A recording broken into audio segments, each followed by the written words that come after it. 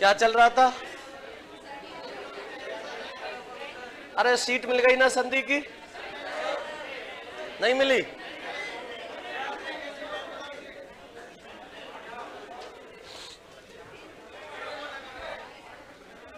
अरे किस किस को नहीं मिली संधि की सीट?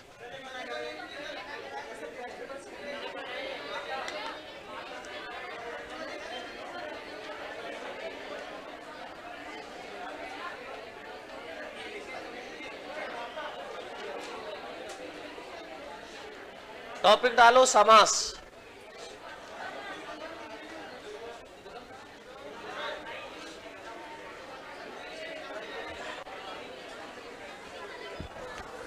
और इनको सीट नहीं दी क्या उसकी? रीट वालों को बोला था ना सीट देने के लिए मैंने। अरे बोला था कल मैंने सीट देनी है मुझे, संधि वाली। संधि की प्रैक्टिस बोली थी रीट में देनी है, कल दे देनी। रीट में होंगे 700 के आसपास, 500-700 के बीच में होंगे। ठीक है,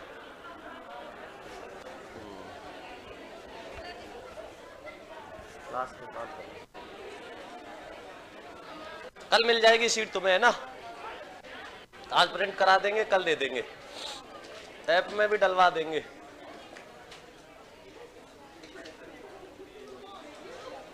संधि हो गई थी, कोई जिज्ञासा तो नहीं रही संधि में?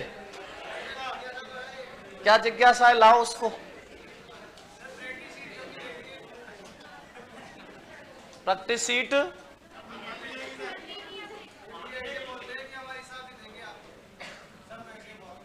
सीट मिल जाएगी कल आपको।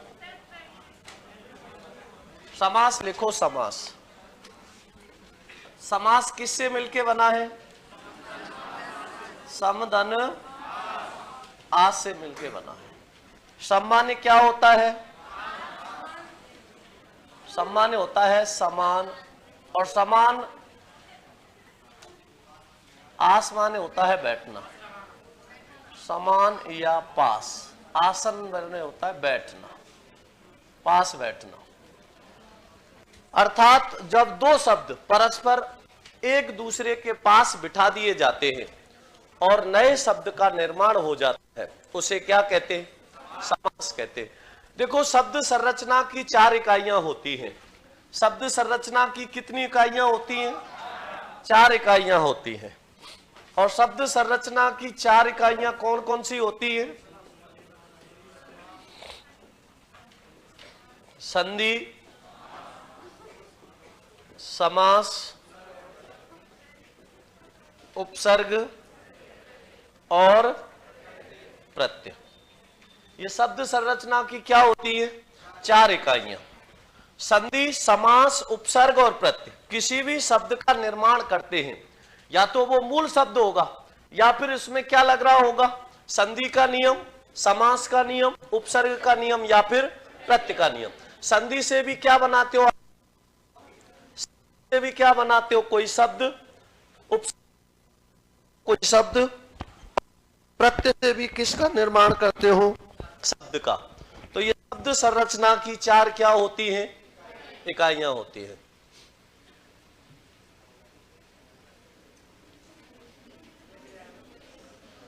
सर, हमें किसी अन्य टीचर ने बताया कि किसी भी उपसर्ग के आगे विसर्ग नहीं, उपसर्ग के आगे विसर्ग नहीं लगता। तो इसमें गलत क्या बताया है? लगता ही नहीं है। अब मान लो आप नी लिखोगे तो ये नी क्या है? संधि का नियम है। लेकिन जब आप इसको उपसर्ग का नियम बनाओगे तो क्या लिख दोगे? निष्क लिख दोगे। तो सही बताया। इसमें पूछने की बात क्या है? तो सम धन आस, सम माने होता है पास, आस माने होता है बैठाना। पास वो ही बैठते हैं जो कैसे होते हैं? समान प्रवृत्ति वाले होते हैं, समान प्रकृति के होते हैं। समान प्रकृति वाले पास बैठ सकते हैं क्या? दूसरे से खोपड़ी फोड़ लेंगे। एक दिन और बताया था, और आया आवाज में, देख लिया करो ना लगा के कानों पे।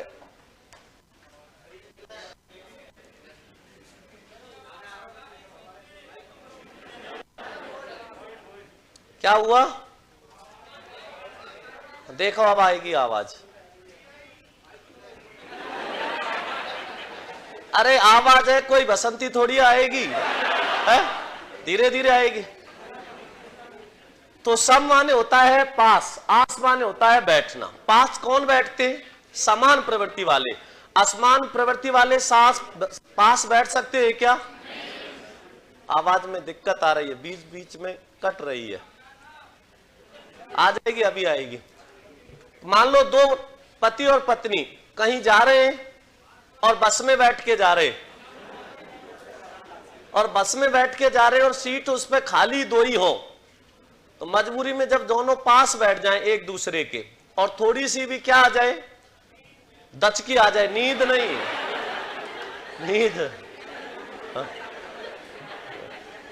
नींद आने से तो बहुत समस्या हो जाएगी। नींद नहीं, क्या आ जाए, दचकी आ जाए। दचकी जानते हो? हाँ, वो आ जाए और लुगाई थोड़ा सा भी सट जाती है तो क्या कहता है, अरे थोड़ी उधर खिसक जाती जगह पड़ी है, मुझ में घुसेगी क्या है? और लुगाई की जगह कोई और बैठी हो और फिर दचकी आ जाए और थोड़ा सा भी वो उधर जाएगी तो क्या कहेगा, अरे इधर आ जाओ ना, है? क्यों? क्योंकि उससे उसकी क्या बैठ रही है, पटरी बैठ रही है, और जिससे पटरी बैठती है उसी के पास बैठा जाता है। तो समान प्रवृत्ति वाले कहां बैठते हैं? पास बैठते हैं। तो जो समास होता है, कहते हैं कि दो शब्दों का परस्पर मेल होता है, और दो शब्दों के परस्पर मेल से जो विकार या परिवर्तन होता है उसको क्या कह देते हैं? समास कह देते हैं। तो समास का मतलब केवल ये नहीं कि दो शब्दों का परस्पर मेल है। जैसे हमने पढ़ा था, दो वर्णों का परस्पर मेल क्या कहलाता है? संधि। और दो शब्दों का समास कहलाता है। संधि का विलोम क्या होता है? अरे तुम ये नहीं लगा सकते क्या इसको बार बार?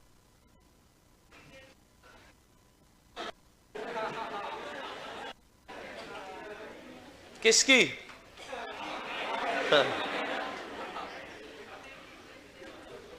पनघट की संधि क्या होगी? पानी धन घट या घाट हो जाता है। तो दो शब्दों का परस्पर मेल समास कहलाता है। दो परस्पर मेल संधि कहलाती है। ये माइक बदलो, दूसरा लेके आओ। दो वर्णों का परस्पर मेल संधि है। अगर संधि का विलोम पूछे तो संधि का विलोम क्या होता है? विग्रह या विच्छेद होता है। संधि का विलोम क्या होता है? विग्रह या विच्छेद होता है। और समास का विलोम या विग्रह क्या होता है? व्यास होता है। ठीक है ना? अब कई बार इसका ध्यान रखना, हालांकि समास और संधि दोनों में जो अंतर है वो क्या है? दो वर्णों का परस्पर मेल संधि है और दो शब्दों का परस्पर मेल समास होता है। आपको जो सबसे ज्यादा समस्या आएगी वो समास में ही आएगी।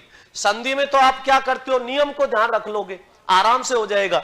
लेकिन समास में समस्या क्यों आएगी? क्योंकि जो समास होता है, एक ही शब्द में तीन तीन समास होते हैं, चार चार समास होते हैं। अब वहां पर समास पहचानना सबसे बड़ी कठिन समस्या होती है, सबसे बड़ी समस्या होती है। बहुत सारे ऐसे उदाहरण हैं जिनमें एक ही शब्द में कई कई समास हो जाते हैं। और जो सबसे बड़ी समस्या आती है वो किस में आती है? बहुब्री समास में। क्योंकि बहुब्री समास खुद का अपना उदाहरण नहीं होता। बहुब्री जो समास होता है, बहुब्री समास खुद का उदाहरण नहीं होता, बल्कि ये दूसरे के उदाहरणों को रूढ़ करके अपना बनाता है। और जिस शब्द में बहुब्री समास होगा उसमें 100% कोई दूसरा समास जरूर होगा। क्यों होगा? क्योंकि बहुब्री समास का अपना खुद का कोई उदाहरण है क्या? है ही नहीं। अब जब खुद का कोई उदाहरण है ही नहीं, दूसरे के उदाहरणों को रूढ़ करके अपना बना रहा है, तो निश्चित है उसमें कोई दूसरा समास भी होगा, नहीं होगा। जैसे आप कोई शब्द पढ़ते हो पीतांबर।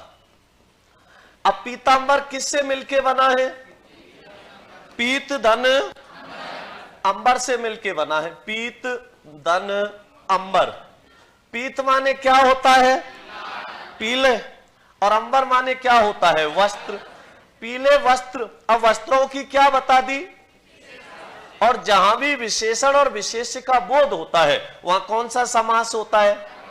कर्मधारय समास होता है, नहीं होता? तो यहां कौन सा समास है? कर्मधारय। लेकिन ये रूढ़ होके किसके अर्थ में रूढ़ हो जाता है? भगवान श्री कृष्ण या विष्णु के अर्थ में। और जब भगवान श्री कृष्ण या विष्णु के अर्थ में रूढ़ हो गया तो कौन सा हो गया? बहुब्री समास। अब यही समस्या यहां आएगी कि इसमें कौन सा समास करें, और यह भी निश्चित है वो विकल्प में दोनों देगा, बहुब्री भी देगा और दूसरा भी देगा। अब आप कौन सा करोगे, यह सबसे महत्वपूर्ण बात होती है। ठीक है ना? तो इसमें आपको कई चीजों का ध्यान रखना है। समास पढ़ने के बाद में आपको समास में किसी प्रकार की समस्या नहीं आएगी, क्योंकि हम समास के उदाहरणों को नहीं रटेंगे, नियमों को समझेंगे। कहीं से भी कैसा भी उदाहरण आ जाए, आपको उसमें कोई भी चीज रटनी नहीं, नियम दिमाग में रखना है। और नियम दिमाग में रहेगा तो अभी कोई समस्या नहीं आएगी। जैसे मैंने आपको संधि के लिए कहा कि संधि में आपको उदाहरण रटने या नियम ध्यान रखने, और नियम ध्यान रखेंगे तो संधि में कोई समस्या आएगी क्या? वैसे ही समास का है, इसी प्रकार आपको समास का भी ध्यान रखना है। अब इसमें जैसे मैंने आपको बताया, आपसे पूछेगा पेपर में कि पीतांबर शब्द में कौन सा समास है। अब विकल्प में आपको कर्मधारय भी देगा और बहुब्री भी देगा। तो क्या करना है, वहां ध्यान रखना है कि यह शब्द किसी विशेष अर्थ में रूढ़ हो रहा है क्या। अगर हो रहा है तब तो कौन सा होगा? बहुब्री। और नहीं हो रहा तो? अब इसमें भी कैसे पता लगाओगे? जैसे वो कई बार वाक्य में प्रयोग करके दे देगा। कैसे दे देगा? वह राम नाम का पीतांबर छत पर सुखा रही थी। वह राम नाम का पीतांबर छत पर सुखा रही थी। अब आप अच्छे से जान रहे हो भगवान श्री कृष्ण और विष्णु को तो सुखा नहीं रही होगी, है? किसको सुखा रही होगी? पीले वस्त्रों को। तो अपने आप पता लग गया ये किसके लिए आ रहा है? पीले वस्त्रों के लिए। अब रेखांकित शब्द में कौन सा समास होगा? समझ आ गया? और इसकी जगह लिख देता वह राम नाम के, वह भगवान पीतांबर की, वह भगवान पीतांबर की पूजा कर रही थी। और रेखांकित किसको कर दिया? पीतांबर। अब कौन सा समास आ रहा है समझ में? अब आजकल क्या है, एग्जामिनर बहुत होशियार हो गया। होशियार कैसे हो गया? वो समास नहीं पूछता, बल्कि समास का विग्रह करा के पूछता है। 4 विकल्प दे देगा और चारों विकल्पों के समास विग्रह करके दे देगा और कहेगा कि निम्नलिखित में से कौन सा समास विग्रह सही है या गलत है। अब हम क्या करते हैं, किताबों में जो समास विग्रह पढ़ते कई अलग अलग तरह से पढ़ते। जैसे एक बहुत ही सरल उदाहरण है, और सरल उदाहरण कहा, जैसे मैंने कहा मृग नैनी। क्या कहा? मृग नैनी। अब इसका समास विग्रह देखो, आपने आज तक कितने तरीके से समास विग्रह पढ़े। मृग नैनी का क्या होता है? मृग के समान नैनों वाली, मृग के समान सुंदर नैनों वाली, मृग के जैसे नैनों वाली, मृग के समान चंचल नैनों वाली, मृग है, मृग के समान है नयन जिसके। कितने हो गए? 5 हो गए। अब 5 प्रकार से समास विग्रह आपने पढ़े, और सबसे ज्यादा पेपर में वही प्रश्न पूछे जाते हैं जिनमें क्या चल रही है? कंफ्यूजन चल रही है, जो अलग अलग समास विग्रह होते। और सबसे बड़े दुर्भाग्य की बात क्या है, एक प्रश्न आया, आप तो क्या पुराने पेपरों को पढ़ते नहीं हो, मेरा तो काम है पुराने पेपर पढ़ने पड़ते हैं, क्योंकि कौन से जिले, आप राजस्थान के नहीं पढ़ते हो, मैं तो यूपी, बिहार, उत्तर प्रदेश, झारखंड, कहीं भी कोई एग्जाम होता है उसके हर एग्जाम में जो भी पेपर प्रश्न हिंदी के आते हैं मैं तो सबको देखता हूं कि कौन से में क्या माना जा रहा है। अभी उत्तर प्रदेश में एक एग्जाम हुआ था, और उस उत्तर प्रदेश में जो एग्जाम हुआ था उसमें पूछा गया था, बहुत ही अच्छा उदाहरण था। जैसे भगवान श्री राम के कई नाम हैं, ठीक है ना, उनको कई नामों से पुकारते। जैसे उनको क्या है? सानुज, सपरिवार और सपत्नीक। यह पूछा गया था सपत्नीक, और इसमें पूछा था सपत्नीक शब्द में कौन सा समास है? सपत्नीक शब्द में कौन सा समास है? सपत्नी का मतलब होता है पत्नी के साथ है जो, और पत्नी के साथ कौन है? भगवान श्री राम। अब आप सोच रहे होंगे तो लोगाई के साथ तो हम भी रहते हैं सर, हम क्यों नहीं हुए सहपत्नीक? तो आप 14 साल तक लगातार नहीं रहे ना, है? यहां तो भगवान श्री राम और सीता जी रावण के ले जाने से लेके पहले तक साथ ही रहे, और इतने समय तक लगातार जंगल में आप रहे हो साथ? नहीं। आप रह के देखो कितने दिन रहोगे, दोनों में से एक ही वापस आएगा, है? क्योंकि बस की थोड़ी हर किसी को पत्नी के साथ इतने लंबे समय रह ले। तो भगवान श्री राम की हिम्मत थी जो इतने समय झेला। तो भगवान श्री राम के लिए रूढ़ होने के कारण इसमें बहुब्री भी है कि नहीं है? और इसमें सपत्नीक, पत्नी के साथ अव्ययभाव समास भी है कि नहीं? प्रथम पद अव्यय है, सा अनुज, अनुज के साथ है जो भगवान श्री राम, और इसमें अव्ययभाव समास भी है कि नहीं? ये भी है। सपरिवार, परिवार के सहित है जो भगवान श्री राम, और इसमें अव्ययभाव समास भी है कि नहीं? अब ये पूछा गया था कौन सा? सपत्नीक, और इसको समास माना गया बहुब्री। कहां? उत्तर प्रदेश में। यही प्रश्न पूछा गया राजस्थान में, 3 बार आ चुका है ये पेपर में, सपत्नीक। और राजस्थान में इसको माना गया अव्ययभाव समास। राजस्थान की हिंदी और उत्तर प्रदेश की हिंदी अलग अलग है क्या? कोई अंतर है क्या हिंदी में? वो राजस्थान की हो, चाहे बिहार की हो, चाहे उत्तर प्रदेश की हो, कहीं की भी हिंदी हो, हिंदी तो सेम है कि नहीं? तो फिर क्यों अलग अलग मान लिया? इसमें बहुब्री मान रहा है राजस्थान में। अब राजस्थान में ही सुनो, एक एग्जाम लेता है माध्यमिक शिक्षा बोर्ड। कौन लेता है? आपका कौन लेता है? और एक कौन लेता है?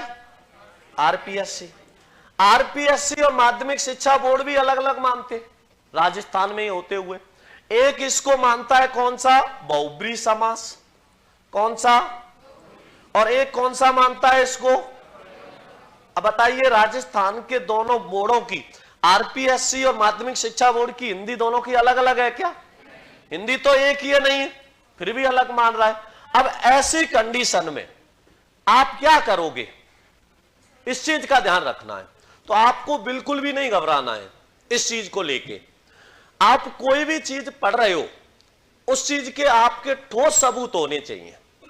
अगर कोई भी चीज अलग मान रहा है तो उसके लिए आपके पास में क्या होने चाहिए? ठोस सबूत। जैसे अभी कई प्रश्न थे, मैंने खुद ने रिट लगवाई थी, और उसको माध्यमिक शिक्षा बोर्ड को रीट में हुए नहीं हुए, वापस बदल के सही करने पड़े नहीं पड़े? उसको देखो, कोई भी चीज पढ़ रहे हो आपको प्रूफ होना चाहिए और आपके दिमाग में नियम होना चाहिए। एक शब्द होता है हथनी, और एक क्या होता है? हथनी। कौन सा सही होता है? नीचे वाला होता है, नहीं होता? विशेष ध्यान रखना, ये होता है, ये नहीं होता। आज तक आपने किसी भी किताब में ये हथनी शब्द नहीं पढ़ा होगा। जहां भी पढ़ा होगा हाथी की लुगाई हथनी ही पढ़ी होगी। कहीं हथनी पढ़ा क्या? नहीं पढ़ा। जहां भी पढ़ा होगा ये ही पढ़ा होगा। कोई भी किताब खोल के देख लेना, कहीं भी पढ़ लेना, आपको हथनी यही मिलेगा। जबकि सही कौन सा होता है? मतलब आपको अपनी ताकत का एहसास नहीं होता कि आप में कितनी ताकत है। माध्यमिक शिक्षा बोर्ड हो, आरपीएससी हो, कोई भी हो, ठीक है ना, इसको आप झुका सकते हो अगर आपके पास में ठोस सबूत हो और आपके पास में क्या हो? उस चीज का नियम हो। इस हथनी शब्द को एक स्टूडेंट जो राजस्थान एसआई का था, राजस्थान एसआई के स्टूडेंट का सिलेक्शन केवल एक प्रश्न की वजह से रह रहा था, क्योंकि एक प्रश्न 2 अंक का होता है और उसकी नेगेटिव कितनी हो जाती है? 3-3, और 2.33 में तो हजारों आगे पीछे हो जाते, होते नहीं होते। और एक ही प्रश्न की वजह से वो क्या हो रहा था? उसका सिलेक्शन रुक रहा था। उसने 6 महीने संघर्ष किया, और 6 महीने संघर्ष में उसने इतने सारे प्रूफ लाके रख दिए। लास्ट में आरपीएससी को कौन सा सही मानना पड़ा? ये सही मानना पड़ा। और इसको क्या करना पड़ा? कैसे? मैंने कहा जाट में जब नी जोड़ा तो क्या बना? ऊंट में जब नी जोड़ा तो क्या बना? भील में जब नी जोड़ा तो, और हाथी में जब नी जोड़ा तो क्या बना? हथनी। अंतिम स्वर का हो जाता है लोप। और हाथी धन नी हथनी बना, उसने इसके लिए संघर्ष किया और उसको क्या देना पड़ा, सिलेक्शन देना पड़ा, और सही क्या माना गया, हथनी माना गया। तो आपके पास में ठोस सबूत होना चाहिए। मैंने आपको एक उदाहरण बताया था अभी, कौन सा, मृगनैनी। अब मैंने आपसे क्या कहा, अलग अलग पुस्तकों में इसका समास विग्रह अलग अलग मिलेगा, आपको रटना नहीं, समझना है। यहां पर नैनो को किसकी उपमा दे दी है, देखो जो उपस्थित होता है वो उपमान होता है, और जिसे मान लेते हैं वो उपमेय होता है। ठीक है, अब उपमान और उपमेय, और जिसकी विशेषता बताई जाए वो विशेष्य होता है, और जो बताई जाए वो विशेषण होता है। अब यहां विशेषता किसकी बताई जा रही है, मृग की या नैनो की, नैनो की विशेषता बताई जा रही है। क्या, मृग के समान। अब मृग की विशेषता क्या होती है, चंचलता। मृग की विशेषता क्या होती है, चंचलता होती है। इसी कारण बंदर को क्या कहा जाता है, शाखा मृग। बंदर को क्या कहते हैं, क्यों कहते हैं, क्योंकि वो शाखाओं का क्या होता है, मृग होता है। बंदर को शाखा मृग क्यों कहा गया, क्योंकि जिस प्रकार मृग एक जगह स्थिर नहीं रह सकता, मृग कैसा होता है, चंचल होता है। क्यों होता है, क्योंकि उसकी नाभि में होता है कस्तूरी। क्या होता है, और उसको कस्तूरी की खुशबू आती है, और उसको जब कस्तूरी की खुशबू आती है, अरे वर्णों में उच्चारण स्थान कराने की जरूरत थी नहीं, क्योंकि आपके उसमें है ही नहीं वो तो वर्ण विचार मैंने संधि की वजह से पढ़ाया था, इस वजह से। अब उसकी नाभि में कस्तूरी होती है, और जब उसको कस्तूरी की खुशबू आती है तो उसके लिए वो क्या रहता है, चंचल रहता है। क्या रहता है, चंचल रहता है, एक जगह स्थिर नहीं रहता। अब मान लो मेरी कोई चीज यहां गिर जाए, ठीक है, अब मैं कोई चीज गिरेगी तो उसको मैं ढूंढूंगा, तो एक ही दिशा में ढूंढूंगा या चारों दिशाओं में, कभी इधर देखूंगा, कभी उधर देखूंगा, कभी इधर देखूंगा, कभी इधर देखूंगा, तो चारों तरफ देखूंगा नहीं देखूंगा। इसी प्रकार मृग भी क्या रहता है, कस्तूरी की वजह से उसकी खुशबू से चंचल रहता है, और जब चंचल रहेगा तो कभी इधर भी देखेगा, कभी इधर ढूंढेगा, कभी इधर सूंघेगा, कभी इधर सूंघेगा, तो चारों तरफ चंचल होगा नहीं होगा। वैसे ही जो बंदर होता है वो एक डाली पे कभी रुकता है क्या, कभी इस डाली पे, कभी इस डाली पे, कभी उस डाली पे। इसी कारण उसको किसकी उपमा दे दी, किसके कारण, सुंदरता के या चंचलता के। इसी कारण मृगनैनी जो होती है वो कौन होती है, ऐसी स्त्री जिसके नयन चंचल रहते हैं, कभी इसे देख रही है, कभी उसे देख रही है, जिसके नैन एक जगह स्थिर नहीं रहते। मृग के समान सुंदर नैनों वाली नहीं होता। सुंदर नैन होते हैं किसके, मछली के। किसके होते हैं, मछली के होते हैं सुंदर नैन।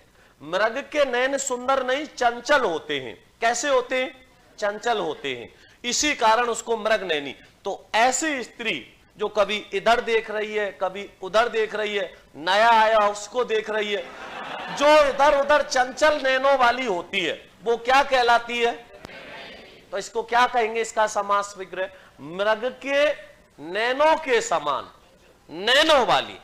अब चंचलता तो खुद ही हो गई उसकी विशेषता, मृग कह दिया तो चंचल लिखने की आवश्यकता नहीं। तो मृग के नैनों के समान, मृग के नैनों के समान, सुंदर नहीं, नैनों वाली। अब मृग के नैनों की विशेषता क्या है, चंचलता। तो नैन लिखने से ही चंचलता आ गई, नहीं आ गई, तो इसका समास विग्रह क्या होगा, मृग के नैनों के समान, नैनों वाली, ये इसका समास विग्रह होगा। समास निर्भर करता है समास विग्रह पे।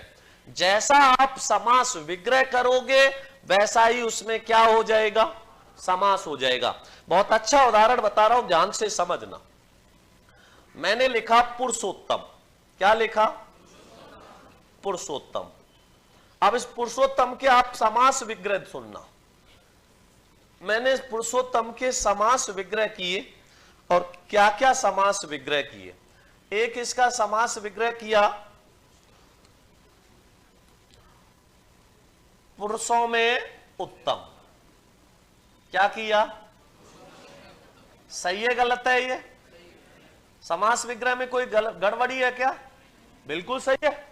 एक इसका समास विग्रह किया, उत्तम है जो पुरुष, पुरुष की क्या बता दी? विशेषता।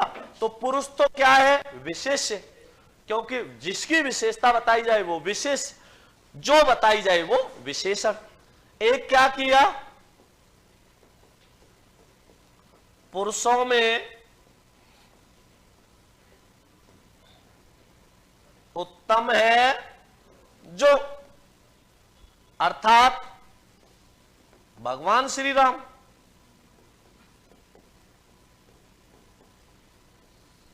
अर्थात भगवान श्री राम। एक समास विग्रह क्या हुआ? पुरुषों में उत्तम। दूसरा क्या हुआ? उत्तम है जो पुरुष। और तीसरा क्या कर दिया? पुरुषों में उत्तम है जो, अर्थात श्री राम। तीनों समास विग्रह हो गए। अब निर्भर करता है कि वो पूछना क्या चाह रहा है। अगर उसने इसका समास विग्रह ऐसे किया तो कौन सा समास हो गया? अधिकरण तत्पुरुष। समास से अगर प्रश्न पूछा जाता है तो सबसे ज्यादा पूछा जाता है कर्मधारय से, एक तो कर्मधारय से, और एक लुप्त कारक चिन्ह तत्पुरुष समास से। किससे? लुप्त कारक चिन्ह तत्पुरुष समास से। हम तत्पुरुष समास पढ़ लेते हैं और तत्पुरुष समास के हमें वेद पढ़ाए नहीं जाके केवल 10 से 20 उदाहरण दे दिए जाते हैं। तत्पुरुष समास के कितने उदाहरण दे दिए जाते हैं? 10 से 20। और सबसे ज्यादा जो प्रश्न आते हैं वो आते किससे? तत्पुरुष से। हम कम से कम इसके 250 उदाहरण पढ़ेंगे। कितने? 250, क्योंकि हम इसके भेद करेंगे तत्पुरुष समास के। तत्पुरुष समास के 5 भेद होते हैं। 5 भेदों के बाद में फिर आता है लुप्त कारक चिन्ह तत्पुरुष समास, जो कर्म कारक से लेके अधिकरण कारक तक का भेद होता है। उससे सबसे ज्यादा प्रश्न आते हैं। तो सबसे महत्वपूर्ण समास होता है वो लुप्त कारक चिन्ह। तो यहां किसका लोप हुआ? मैं का। और मैं किस में आता है? अधिकरण में। पर कौन सा समास हुआ? अधिकरण तत्पुरुष। उत्तम क्या है? विशेषण। पुरुष क्या है?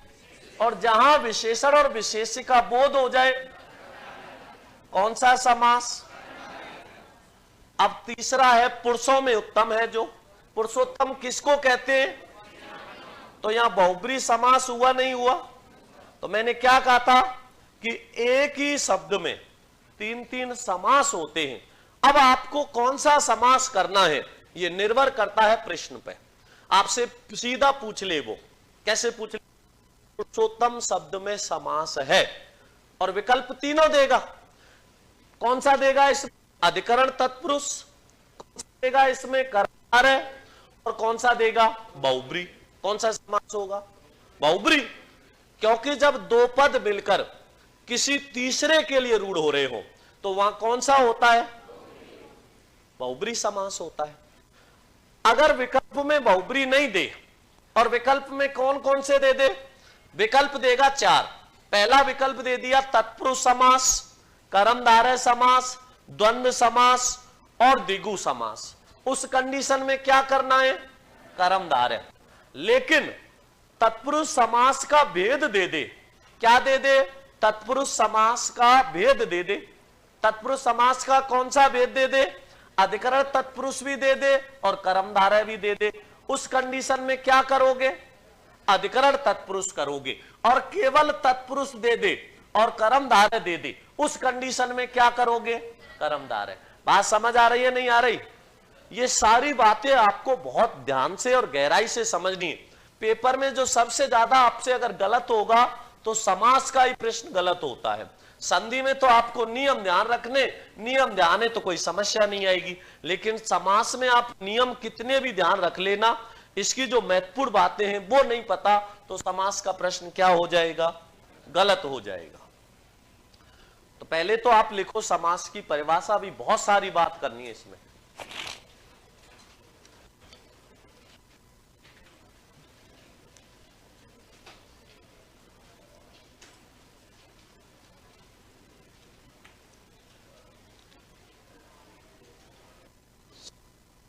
समधनास। सम माने होता है समान या पास। आस शब्द बना है आसन से, और आसन क्या है? बैठने के इसलिए होता है। तो सम धन आस समास, समास का मतलब होता है पास बैठना। देखो इसमें पहले तो आपकी रटी हुई परिभाषा लिख दो, जो रटी हुई परिभाषा है, दो वर्णों का परस्पर मेल, सॉरी दो शब्दों का परस्पर मेल, दो शब्दों का परस्पर मेल समास कहलाता है। दो शब्दों का परस्पर मेल समास कहलाता है। अर्थात जब दो शब्द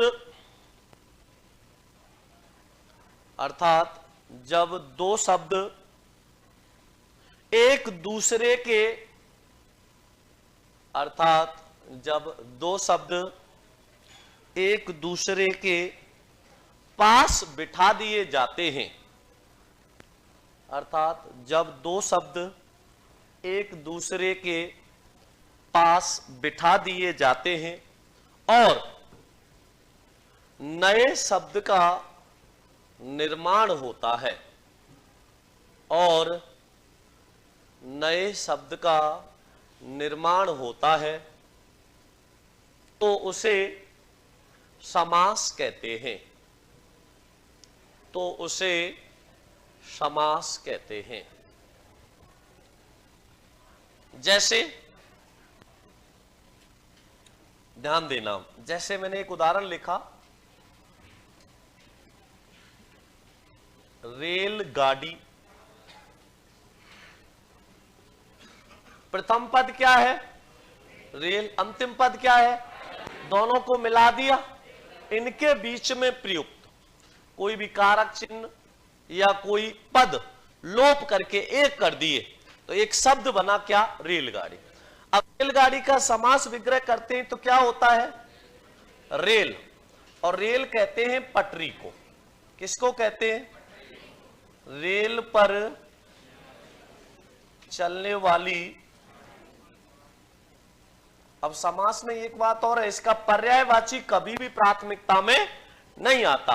आपसे प्रश्न कैसे पूछ सकता है कि रेलगाड़ी का समास विग्रह होगा रेल पर चलने वाली गाड़ी, रेल से चलने वाली गाड़ी, पटरी पर चलने वाली गाड़ी, पटरी से चलने वाली गाड़ी।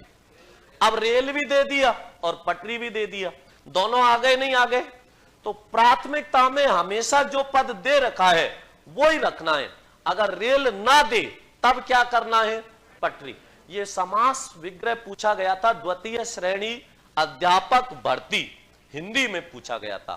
द्वितीय श्रेणी हिंदी की जो भर्ती हुई थी, द्वितीय श्रेणी शिक्षक भर्ती, उसमें पूछा था रेलगाड़ी का समास विग्रह। अब वहां पे उसने रेल पर चलने वाली गाड़ी भी दे दिया और पटरी पे, क्योंकि रेल किसको कहते हैं? पटरी को कहते हैं। हिंदी में इसको कहते हैं लौह पथ गामिनी। क्या कहते हैं?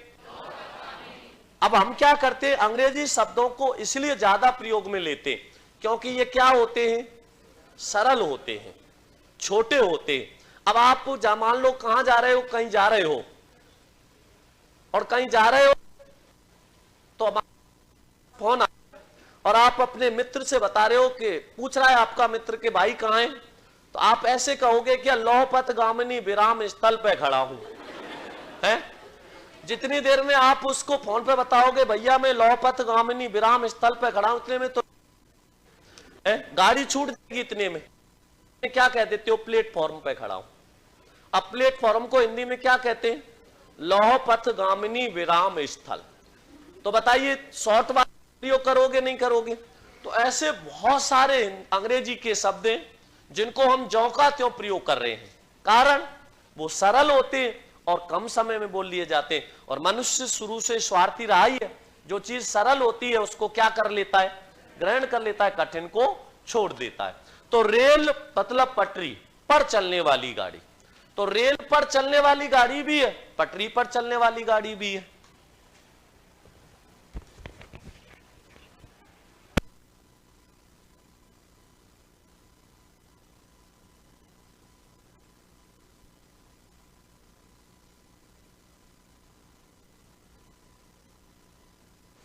रेल पर चलने वाली गाड़ी भी है, पटरी पर चलने वाली है। जब विकल्प में दोनों दे दे तो क्या करोगे? रेल पर या पटरी पर? रेल पर। अगर रेल ना देता तो क्या करते? पटरी पर। जब विकल्प में रेल दे रहा है तो ध्यान यही रखना कि प्राथमिकता में कभी भी दूसरा नहीं रखना, जो है वो रखना है। रेल ना दे तब पटरी करना है। अब इस प्रकार मैंने लिख दिया रेल बाड़ा। क्या लिख दिया? रेल बाड़ा। और रेल बाड़ा का समास विग्रह किया तो बाड़ा किसके लिए है? रेल के लिए। आप जो पटरी पर चल रहे हो उसके लिए आपको क्या देना पड़ेगा? बाड़ा। तो रेल के लिए बाड़ा। ऐसे कहते हो ना, जैसे राह खर्च, तो ये क्या है? आपके लिए राह के लिए खर्च है। जेब खर्च, जेब के लिए क्या है? खर्च है। इसी प्रकार मैंने लिखा रेल यात्रा। क्या? तो यात्रा करने का साधन क्या है? तो साधन किस में आता है? करण में। तो यात्रा किससे कर रहा है? रेल से। रेल से यात्रा। अब देखो यहां पे प्रथम पद क्या है? रेल है। अंतिम पद क्या है? यहां पर किसका लोप हो गया? पर चलने वाली। अब यहां पे पर का लोप हुआ, अधिकरण तत्पुरुष भी है कि नहीं, और इसके साथ साथ चलने वाली अन्य पदों का भी लोप हो गया। तो दोनों पदों के साथ साथ अन्य पद भी लुप्त हो रहे हैं। तो इसको कौन सा समास कह देते हैं? लुप्त पद तत्पुरुष समास। इसको कौन सा समास कह दिया? लुप्त पद तत्पुरुष समास। क्योंकि यहां पर केवल कारक चिन्ह का ही लोप नहीं हो रहा, बल्कि इसके साथ और भी पद लुप्त हो रहे, इसलिए इसको क्या कहा? लुप्त पद तत्पुरुष समास। यहां पर प्रथम पद क्या है? अंतिम पद क्या है? और लोप किसका हुआ? और के लिए किस में आता है? संप्रदान में। तो यहां कौन सा समास हुआ? संप्रदान तत्पुरुष समास हुआ। यहां कौन सा समास हो गया? संप्रदान तत्पुरुष। यहां प्रथम पद क्या है? अंतिम पद क्या है? लोप किसका हुआ? और से किस में आता है? करण में भी और अपादान में। अब यहां पे समस्या आएगी, कैसे पहचाने ये करण है या अपादान है? बहुत ही सरल तरीका है। यदि जुड़ने का बोध हो रहा है तब तो करण है, अलग होने का बोध हो रहा है अपादान। मैं दिल्ली से जयपुर, मैं दिल्ली से जयपुर कार से आया। अब देखो ध्यान से, कहां से अलग हुआ? और दिल्ली से अलग होके कहां गया? तो ये अपादान हुआ नहीं हुआ? क्योंकि अलग होने का बोध करा रहा है। अब आने का साधन क्या था? किससे आया? और साधन किस में आता है? कारण में। और कारण से ही क्या बना है? तो यहां कौन सा हो गया? कारण हुआ नहीं हुआ? तो जुड़ने के अर्थ में, साधन के अर्थ में, कारण के अर्थ में कारण होता है, अलग होने के अर्थ में अपादान। अब बताइए यात्रा का साधन क्या है? रेल है कि नहीं है? और साधन है तो ये किस में आएगा? तो यहां कौन सा हो गया? करण तत्पुरुष समास। तो मैंने क्या कहा था, समास में दो शब्दों का परस्पर मेल क्या कहलाता है? समास कहलाता है। अर्थात जब दो शब्द परस्पर मिल जाते हैं, उनके बीच में प्रयुक्त कारक चिन्ह हो या विभक्ति चिन्ह हो, कारक चिन्ह विभक्ति चिन्ह परसर्ग एक ही बात है, या फिर अन्य पदों का लोप हो जाता है और मिलके दोनों जब एक हो जाते हैं, उसे हम क्या कहते हैं? समास कहते हैं, सामासिक पद कहते हैं। और जब इनको हम विग्रह करके लिख देते हैं, इनका जब समास विग्रह कर दिया जाता है, फिर हम उसे क्या नाम दे देते हैं? समास विग्रह। अलग करके लिख देंगे तो समास विग्रह, और दोनों को मिला के एक कर देंगे तो ये कैसा पद हो जाएगा? सामासिक पद। ये बात समझ आ गई? तो इसको छाप लो जो का त्यों। रेलगाड़ी, रेल भाड़ा और रेल यात्रा।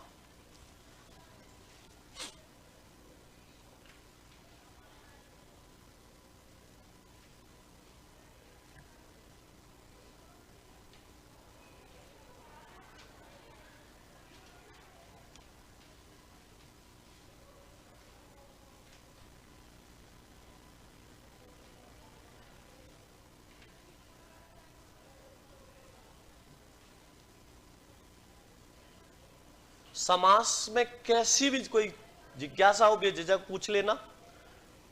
घर से भी पढ़ के आओ तो आराम से कॉपी में लिख के ले आया करो, प्रश्न खूब पूछ लिया करो। घर से किताब लाके साथ बैठ जाया करो, किताब में से पूछ लिया करो, भले जो भी जिज्ञासा हो बेझिझक पूछ लेना, ठीक है ना। क्योंकि आपने शायद एक आध दो किताब पढ़ी होगी, तो मुझे पता है कहां से पूछोगे तुम, ठीक है ना। तो आत्मा नहीं माने तो ले आओ भले साथ ही किताब, पर जिज्ञासा मन में नहीं रखनी, क्योंकि अगर कोई बात मन में रह जाती है तो फिर मन में ही रह जाती है वो। कई लोग मन में रख के बेचारे कुंवारे ही मर गए, कह नहीं पाए हैं। उनसे ज्यादा सुखी तो वो थे कि लेटर रख गए कॉपी में और भाग गए, 2 दिन पढ़ने ही नहीं आए हैं। तीसरे दिन उनको पता लग गया। होता था बचपन में, करते थे बहुत से लोग। अब ये मत कहना सर आपने भी किया क्या, मन में नहीं रखनी चाहिए। कोई भी जिज्ञासा हो, किसी भी प्रकार का प्रश्न हो, बेझिझक पूछना।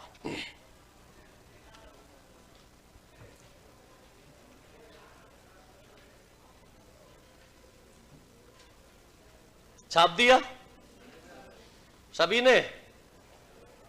अब लिखो आगे, समास के, देखो समास के प्रकार।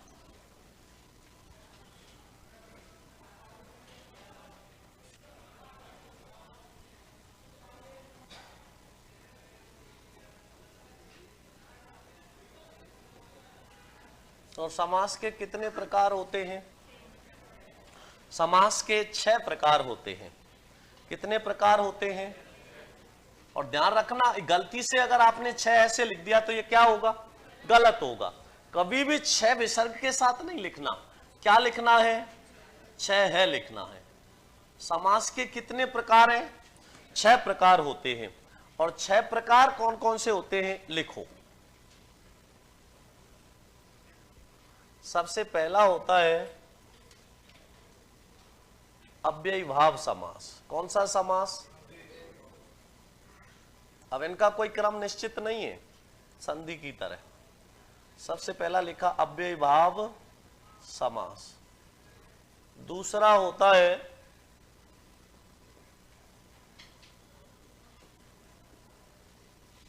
द्विगु समास।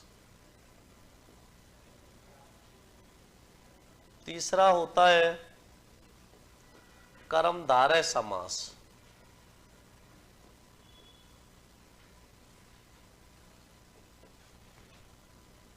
कर्मधारय समास।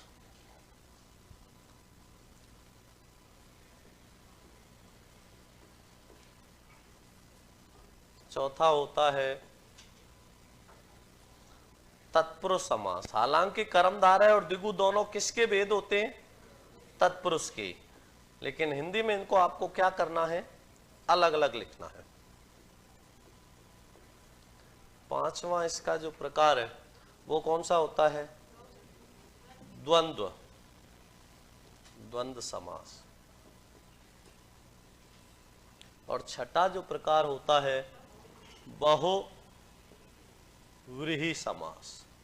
और बहुव्रीहि शब्द शुद्धि में भी पूछा गया है।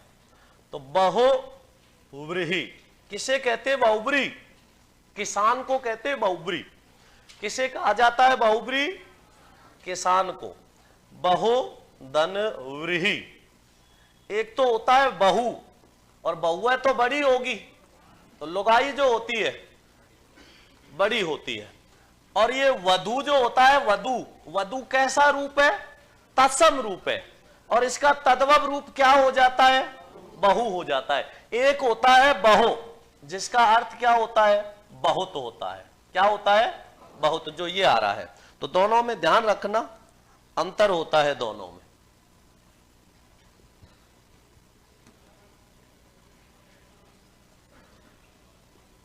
तो बहुमाने क्या होता है? बहुत। बहुमाने क्या होता है? बहुत। और व्रीहि कहते हैं अन्न या चावल को। किसको कहते हैं? अन्न या चावल को। तो बहुत है अन्न या चावल पास जिसके, अर्थात किसान के पास होता है, नहीं होता। और किसान बेचता किसको है? सेठ को।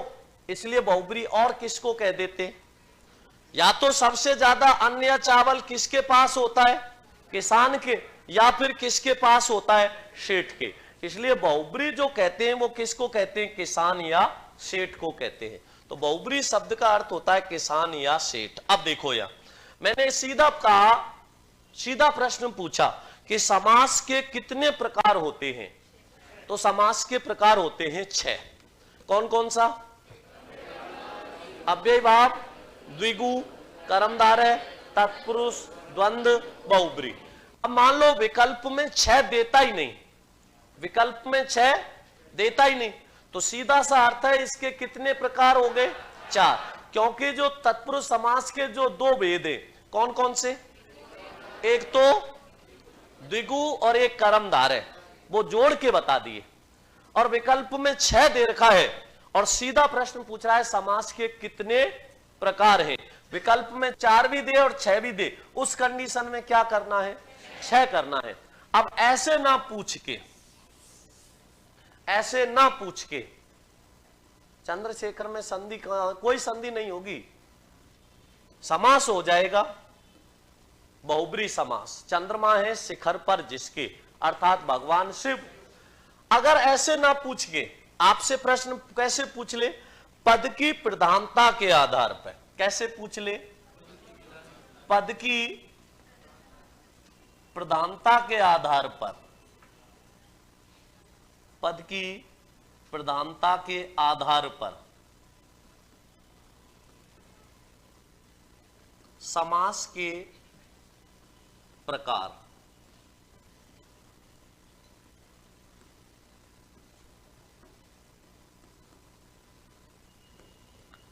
पद की प्रधानता के आधार पर समास के कितने प्रकार हैं, 4 प्रकार होते हैं।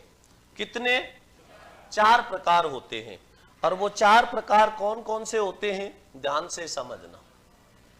पद की प्रधानता के आधार पर समास के 4 प्रकार होते हैं। 4 प्रकार कौन कौन से होते हैं, समझना।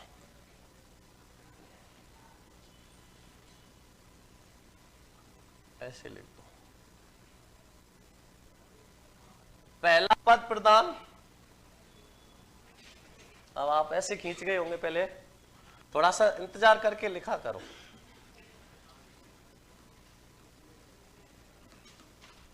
पहला पद प्रधान,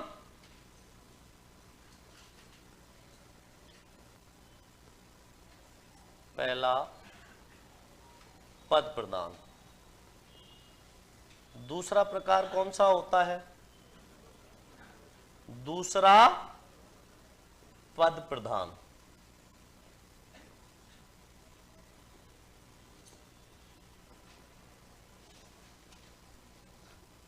तीसरा,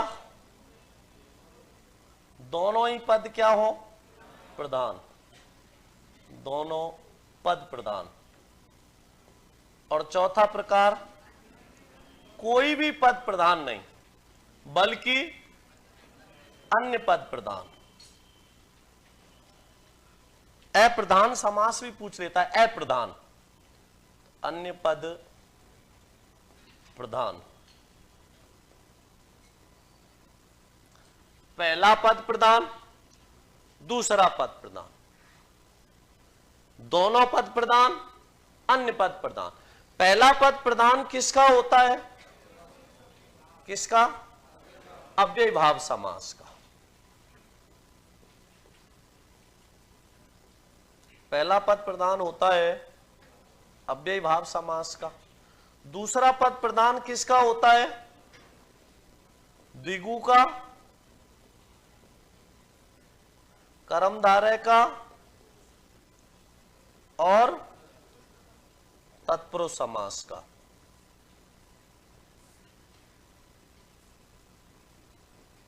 तत्पुरुष समास का।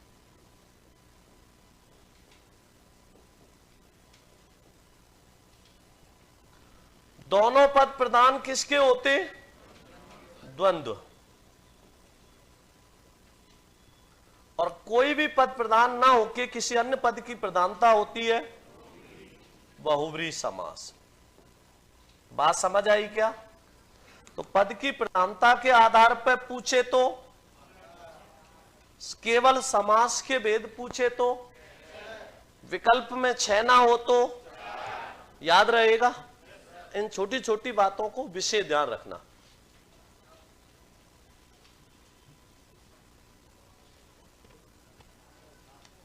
छाप दो।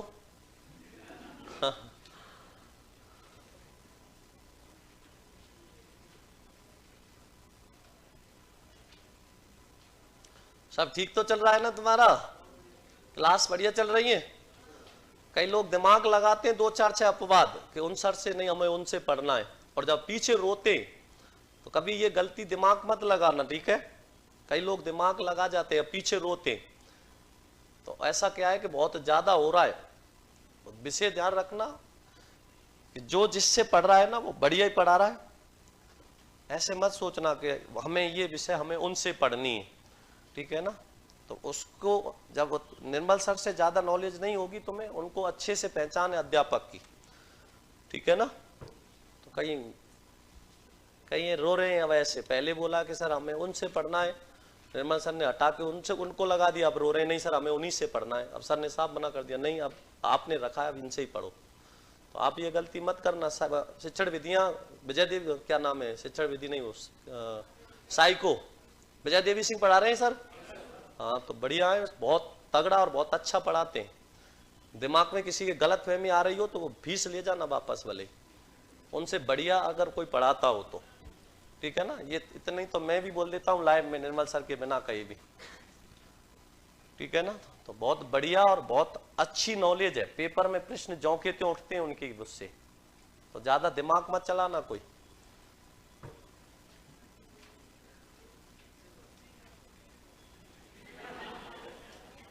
मैंने देखा है कईयों को ऐसे। हाँ है, मेरी में समस्या है तो मैं खुद, मुझे बता देना, दूसरा लगा दूंगा। हाँ मेरी के लिए बेझिझक बता देना। छाप दिया?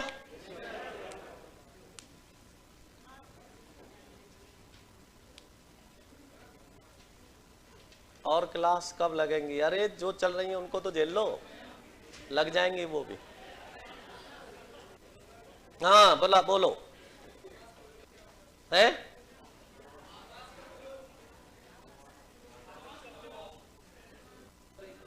समास का लिख के भेजो, लिख के।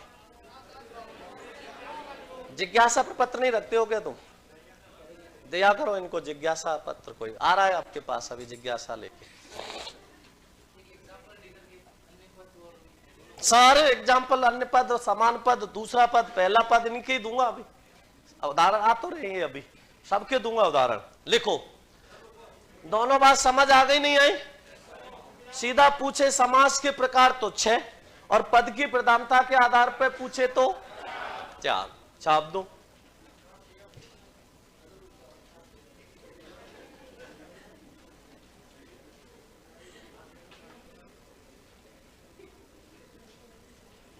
देखो ऑनलाइन वाले भी कह रहे हैं साइकोलॉजी तो परफेक्ट पढ़ा रहे हैं देवी सिंह जी, तो हिंदी में समस्या आ रही है?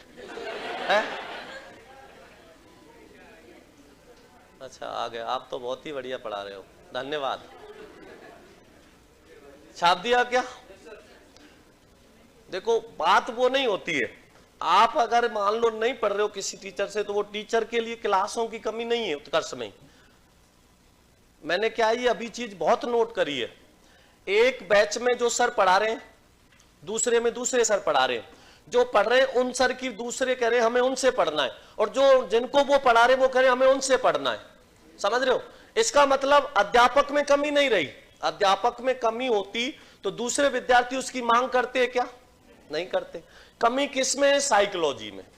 कहते नहीं है खुद की थाली में कम दिखता है, दूसरी की में ज्यादा दिखता है, और ये सबसे बड़ी साइकोलॉजी, गलत साइकोलॉजी होती है। तो ये चीज भावना नहीं रखनी चाहिए, ठीक है ना? तो जो पढ़ा रहा है अपने हिसाब से बस, और कोई भी कोचिंग सिलेक्शन नहीं देती। सिलेक्शन खुद के पढ़ने से और मेहनत से ही होता है, ठीक है ना? कोचिंग केवल माध्यम होती है, पढ़ना खुद को ही पढ़ेगा। सिलेक्शन तुम्हारे खुद के पढ़ने से ही होगा। जिज्ञासा है, बेझिझक पूछो, ठीक है ना? समास का विलोम क्या है? समास का विलोम बताया तो था, समस्या, सामासिक, व्यास, साहसिक। समास क्या होता है? समधनास, मतलब पास बिठाना। जब दो शब्द परस्पर पास बिठा दिए जाते हैं, नए शब्द का क्या हो जाता है? निर्माण। तो समास का मतलब क्या होता है? समास का मतलब होता है संक्षिप्त रूप, और व्यास का मतलब होता है फैला हुआ रूप। तो फैला हुआ रूप किसका है? व्यास का। और संक्षिप्त रूप किसका है? समास का। समास में क्या होता है? बीच के कोई पद को किसी कारक चिन्ह या परसर्ग को लोप करके एक कर रहे हैं, इसका मतलब उसका क्या हो रहा है? समास हो रहा है। व्यास में क्या होता है?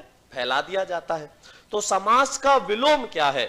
समास का विलोम समस्या, सामासिक, व्यास और साहसिक। तो समास का सामासिक तो रूप ही हो गया। कैसा रूप हो गया? समान रूप हो गया। समास का समस्या होगा क्या? नहीं हो सकता। साहसिक और व्यास, अब बहुत ही साहसिक है, और जो साहसिक होगा तो एक क्षेत्र विशेष में हो सकता है क्या? फैला हुआ होगा। तो साहसिक और व्यास दोनों होते, लेकिन जब विकल्प में व्यास दे ही दिया तो साहसिक लिखने की जरूरत है क्या? तो क्या करना है? विलोम, व्यास करना है। ठीक है ना? लिखो आगे। सबसे पहले लिखो अव्ययी भाव समास। पहला कौन सा है?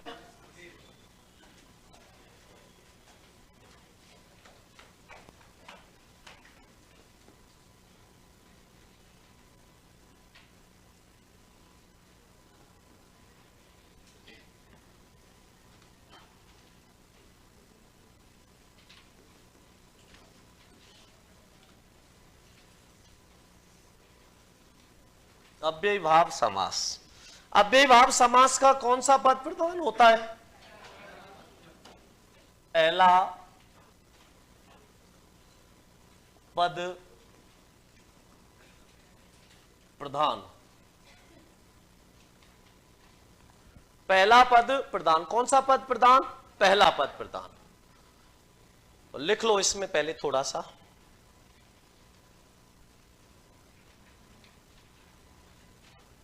लिख दिया? अव्ययी भाव समास, इसका कौन सा पद प्रधान होता है? पहला पद। अरे रीना क्यों कॉपी पेस्ट मार रही हो? देख लिया मैंने आपका कमेंट, दे दमादम रेल बना देते हो। इसका सबसे पहली विशेषता ये लिख दो भले, अव्ययी भाव समास की विशेषताएं। अव्ययी भाव समास की विशेषताएं क्या क्या विशेषताएं होती हैं? सबसे पहली विशेषता, इसका प्रथम पद क्या होता है? इसका प्रथम पद अव्यय होता है। कौन सा होता है? अव्यय होता है। इसकी दूसरी विशेषता, इसका प्रथम पद प्रधान होता है।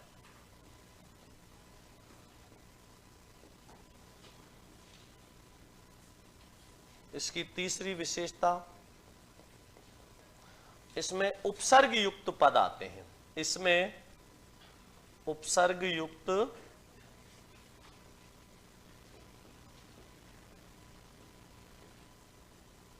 पद आते हैं।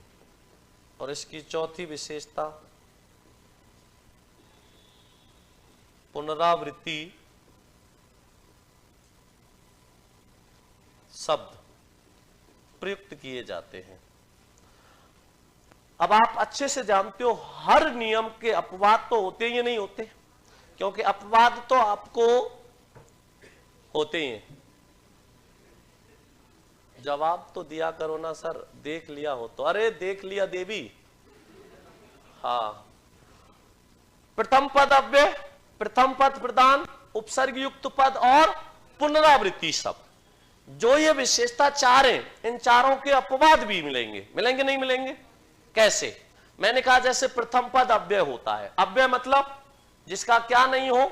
व्यय नहीं हो, लिंग वचन कारक और काल के अनुसार परिवर्तन नहीं हो, वो अव्यय होता है। मान लो मैंने लिखा यथाशक्ति, तो शक्ति का शक्तियां हो सकता है?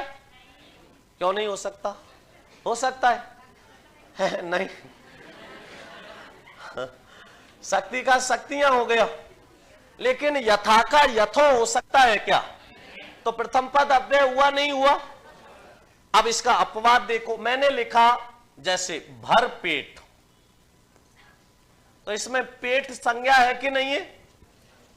संज्ञा है, लेकिन भर अव्यय है कि नहीं है? तो इसका प्रथम पद अव्यय है, दूसरा पद कोई संज्ञा है, लेकिन इसका अपवाद भी है, पेट भर। बताइए प्रथम पद क्या है? संज्ञा, और दूसरा पद अव्यय हुआ नहीं हुआ? तो अपवाद हुआ नहीं हुआ। मैंने कहा दिन भर, तो दिन कहां आ रहा है? अब दिन का रूप बदल सकता है, दिन का दिनों हो जाता है, नहीं होता, लेकिन भर का भरों होगा क्या? तो उल्टा हो रहा है, नहीं हो रहा। प्रथम पद संज्ञा है, दूसरा पद प्रधान हो रहा है। समास कौन सा है? अव्ययी भाव। दूसरी देख, प्रथम पद प्रधान होता है। क्या कहा जा रहा है? प्रथम पद प्रधान होता है, जबकि यहां तो कौन सा पद प्रधान हो रहा है? दूसरा हो रहा है, नहीं हो रहा। तो ये भी इसका अपवाद हुआ नहीं हुआ। तीसरी बात, उपसर्ग युक्त पद। अब सारे उपसर्ग युक्त पदों में अव्ययी भाव ही होगा, ऐसा जरूरी है क्या? नहीं। मैंने लिखा जैसे, कोई भी उदाहरण ले लिया, मैंने लिखा जैसे कुकर्म। अब इसमें कु क्या है? उपसर्ग है कि नहीं है? और कर्म क्या है? संज्ञा है कि नहीं है? उपसर्ग युक्त पद होते हुए भी क्या इसमें जरूरी अव्ययी भाव है? कर्मधारय है। ये तो कर्म की क्या बताई जा रही है? विशेषता। क्या? कुत्सित है जो कर्म, तो उपसर्ग युक्त होते हुए भी कर्मधारय है कि नहीं है? तो इसका भी अपवाद हो गया, नहीं हो गया? पुनरावृत्ति शब्द। अब पुनरावृत्ति शब्द कैसे? जैसे मैंने कहा चला चली, मारा मारी, रातों रात, दिनों दिन, घर घर, बार बार, पुणे पुणे है। तो ये पुनरावृत्ति शब्द आ रहे नहीं आ रहे? लेकिन मैंने क्या लिखा? लाल लाल, पीला पीला। अब बताइए पुनरावृत्ति शब्द है कि नहीं? फिर भी इनमें कौन सा समास है? कर्मधार है। अगर विशेषण विशेषण की पुनरावृत्ति हो जाए तब तो कौन सा समास है? कर्मधारय समास है। और संज्ञा संज्ञा की या अव्यय अव्यय की पुनरावृत्ति हो जाए तो कौन सा होगा? अव्यय भाव होगा, नहीं होगा? जैसे मैंने यहां पर लिखा भागम भाग, भागम भाग, तो भागम भाग का मतलब क्या है? भागने के बाद भागना। तो भागना क्या है? पुनरावृत्ति शब्द है। भागम भाग, मैंने लिखा दिन दिन। अब पुनरावृत्ति हो रही है, नहीं हो रही? और दिन क्या है? संज्ञा है कि नहीं? दिन संज्ञा है, और संज्ञा संज्ञा की पुनरावृत्ति हो गई तो कौन सा समास? अव्ययी भाव। और विशेषण विशेषण की पुनरावृत्ति हो गई, जैसे मैंने कहा लाल। अब लाल विशेषण है कि नहीं? लाल साड़ी, आज तो लाल लाल हो रही है, इसका मतलब उसकी क्या बताई जा रही है? विशेषता बताई जा रही है। कैसी हो रही है? लाल लाल। और मैंने कहा दिन दिन, तो इसका मतलब हर दिन, प्रत्येक दिन, तो ये संज्ञा है कि नहीं? तो संज्ञा संज्ञा की पुनरावृत्ति हुई, तब तो कौन सा है? अव्ययी भाव। और विशेषण विशेषण की पुनरावृत्ति हुई तो आ रहा है? समझ में नहीं आ रहा? मैंने एक उदाहरण लिखा शीतोष्ण। क्या लिखा? अब शीतोष्ण में कौन सा समास होगा? विशेषण विशेषण नहीं है क्या? शीत क्या है और उष्ण क्या है? शीत विशेषण है कि नहीं? विशेषण और संज्ञा का पहचानना आपको बहुत अच्छे से आना चाहिए। और जब तक आपको विशेषण में और संज्ञा में अंतर नहीं पता होगा तब तक आप ना तो समास कर सकते हो, ना आप संज्ञा पहचान सकते हो, ना आप उपसर्ग पहचान सकते हो, और ना आप कुछ कर पाओगे। बहुत सरल शब्द में और बहुत ही सटीक और बहुत सूक्ष्म रूप से बता रहा हूं, ध्यान से सुनना। यदि किसी शब्द के पीछे संज्ञा जोड़े और जुड़ जाए तो वो शब्द होता है विशेषण, नहीं जुड़े तो वह खुद क्या होता है? संज्ञा होता है। कैसे? मैंने एक शब्द लिखा सुंदर और एक शब्द लिख दिया मैंने सौंदर्य। इन बातों को मैं पहले इसलिए बता रहा हूं क्योंकि आप समास पढ़ोगे तो वहां विशेषण और विशेष्य आएंगे, यहां भी आएंगे, तो ये सब चीजें आपको अच्छे से पता होनी चाहिए। सुंदर शब्द के पीछे कोई संज्ञा जोड़ो, जुड़ रही है क्या? सुंदर बच्चा जुड़ गई। अब सौंदर्य के पीछे जोड़ के देखो, जुड़ रही है क्या? क्यों? क्योंकि ये खुद संज्ञा है। मैंने लिखा गरीब और एक लिखा मैंने गरीबी, इनमें से विशेषण कौन सा है? गरीब या गरीबी? गरीब के पीछे कोई संज्ञा जोड़ो, जुड़ रही है क्या? गरीब आदमी, गरीब विशेषण है कि नहीं? और गरीबी के पीछे कोई संज्ञा जोड़ के देखो, जुड़ रही है क्या? गरीबी भाववाचक संज्ञा है। मैंने कहा आपसे अमीर और अमीरी, अमीर के पीछे कोई संज्ञा जोड़ो, जुड़ गई। अमीर आदमी, अमीरी के पीछे जोड़ो, विशेषण और संज्ञा आराम से पहचान लोगे। कोई समस्या आएगी क्या? तो विशेषण और संज्ञा को आप बहुत अच्छे से समझ लेना और ध्यान रखना। तो अगर विशेषण विशेषण की पुनरावृत्ति हुई तब तो कौन सा समास होगा? और अगर संज्ञा संज्ञा की पुनरावृत्ति हुई तो ये चीज ध्यान रहेगी बस। तो इन सब चीजों का आपको अच्छे से ध्यान रखना है। तो ये चारों विशेषता लिख दी, तो अब उदाहरण लिख दो सीधे। चार विशेषताएं अव्ययी भाव समास की। पहला पद अव्यय होगा, पहला पद प्रधान होगा, उपसर्ग पद होंगे और पुनरावृत्ति शब्द होंगे। अब लिखो इसमें उदाहरण। हां, हम बात किसकी कर रहे थे? शीतोष्ण की। अब शीतोष्ण शब्द में दो समास होंगे। कितने? दो समास कैसे होंगे? एक तो समास विग्रह होगा इसका शीत या उष्ण, और वैकल्पिक द्वंद्व हुआ नहीं हुआ, विलोम शब्द आ रहे, और जहां विलोम शब्द आ जाते हैं वहां कौन सा होता है? वैकल्पिक द्वंद्व। और जहां पर विशेषण विशेषण की पुनरावृत्ति हो जाए, शीत है जो उष्ण है, बताइए कौन सा है? कर्मधारय हुआ नहीं हुआ? सीधा पूछेगा शीतोष्ण शब्द में समास है तो वैकल्पिक द्वंद्व हो जाएगा, और समास विग्रह करके देगा शीत या उष्ण तब वैकल्पिक द्वंद्व, और शीत है जो उष्ण है फिर कर्मधारय होगा, क्योंकि विशेषण विशेषण भी है कि नहीं। तो दोनों समास हुए नहीं हुए? तो इस प्रकार से आपको बहुत गहराई से समझने समास, ऐसे नहीं है बस समास को पढ़ लिया, पढ़ने से कुछ नहीं होगा, इसकी गहराई में जाना है, बहुत ज्यादा गहराई से समझना है। तो लिखो प्रथम पद अव्यय, प्रथम पद प्रधान, सब चीज आएंगी। अब इसमें मैंने लिखा यथाशक्ति। अब शक्ति तो क्या है? संज्ञा है कि नहीं? और यथा क्या है? अव्यय है।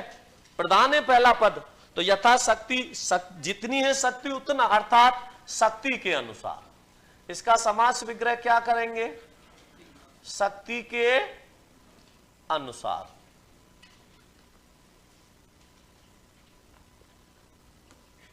यथामति, जैसी है मति उसी के अनुसार, अर्थात क्या कह देंगे? यथामति, मति के अनुसार।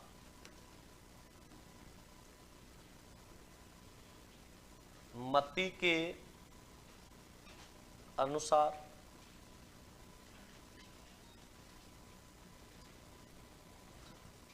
यथाशक्ति, शक्ति के अनुसार। यथामति, मति के अनुसार। यथा योग्य,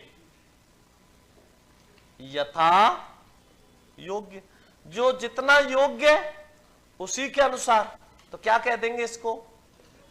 योग्यता के अनुसार।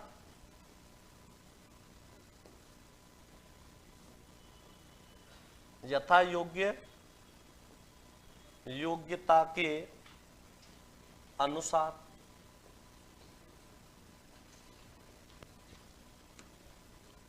यथेच्छा, यथा धन इच्छा, गुण संधि। तो यार क्या लिखा मैंने? यथेच्छा, जैसी है इच्छा उसी के अनुसार, अर्थात क्या लिख देंगे? इच्छा के अनुसार। यथेच्छा, इच्छा के अनुसार।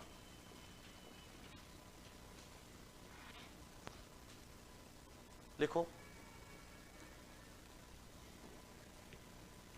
यथानुसार, यथानुसार जैसा है उसी के अनुसार। यथानुसार जैसा है उसी के अनुसार।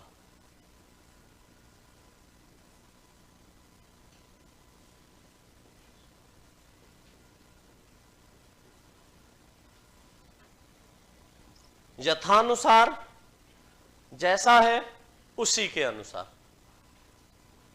तो यथा प्रथम पद अव्यय है कि नहीं है? प्रधानता पहले पद की है या दूसरे की?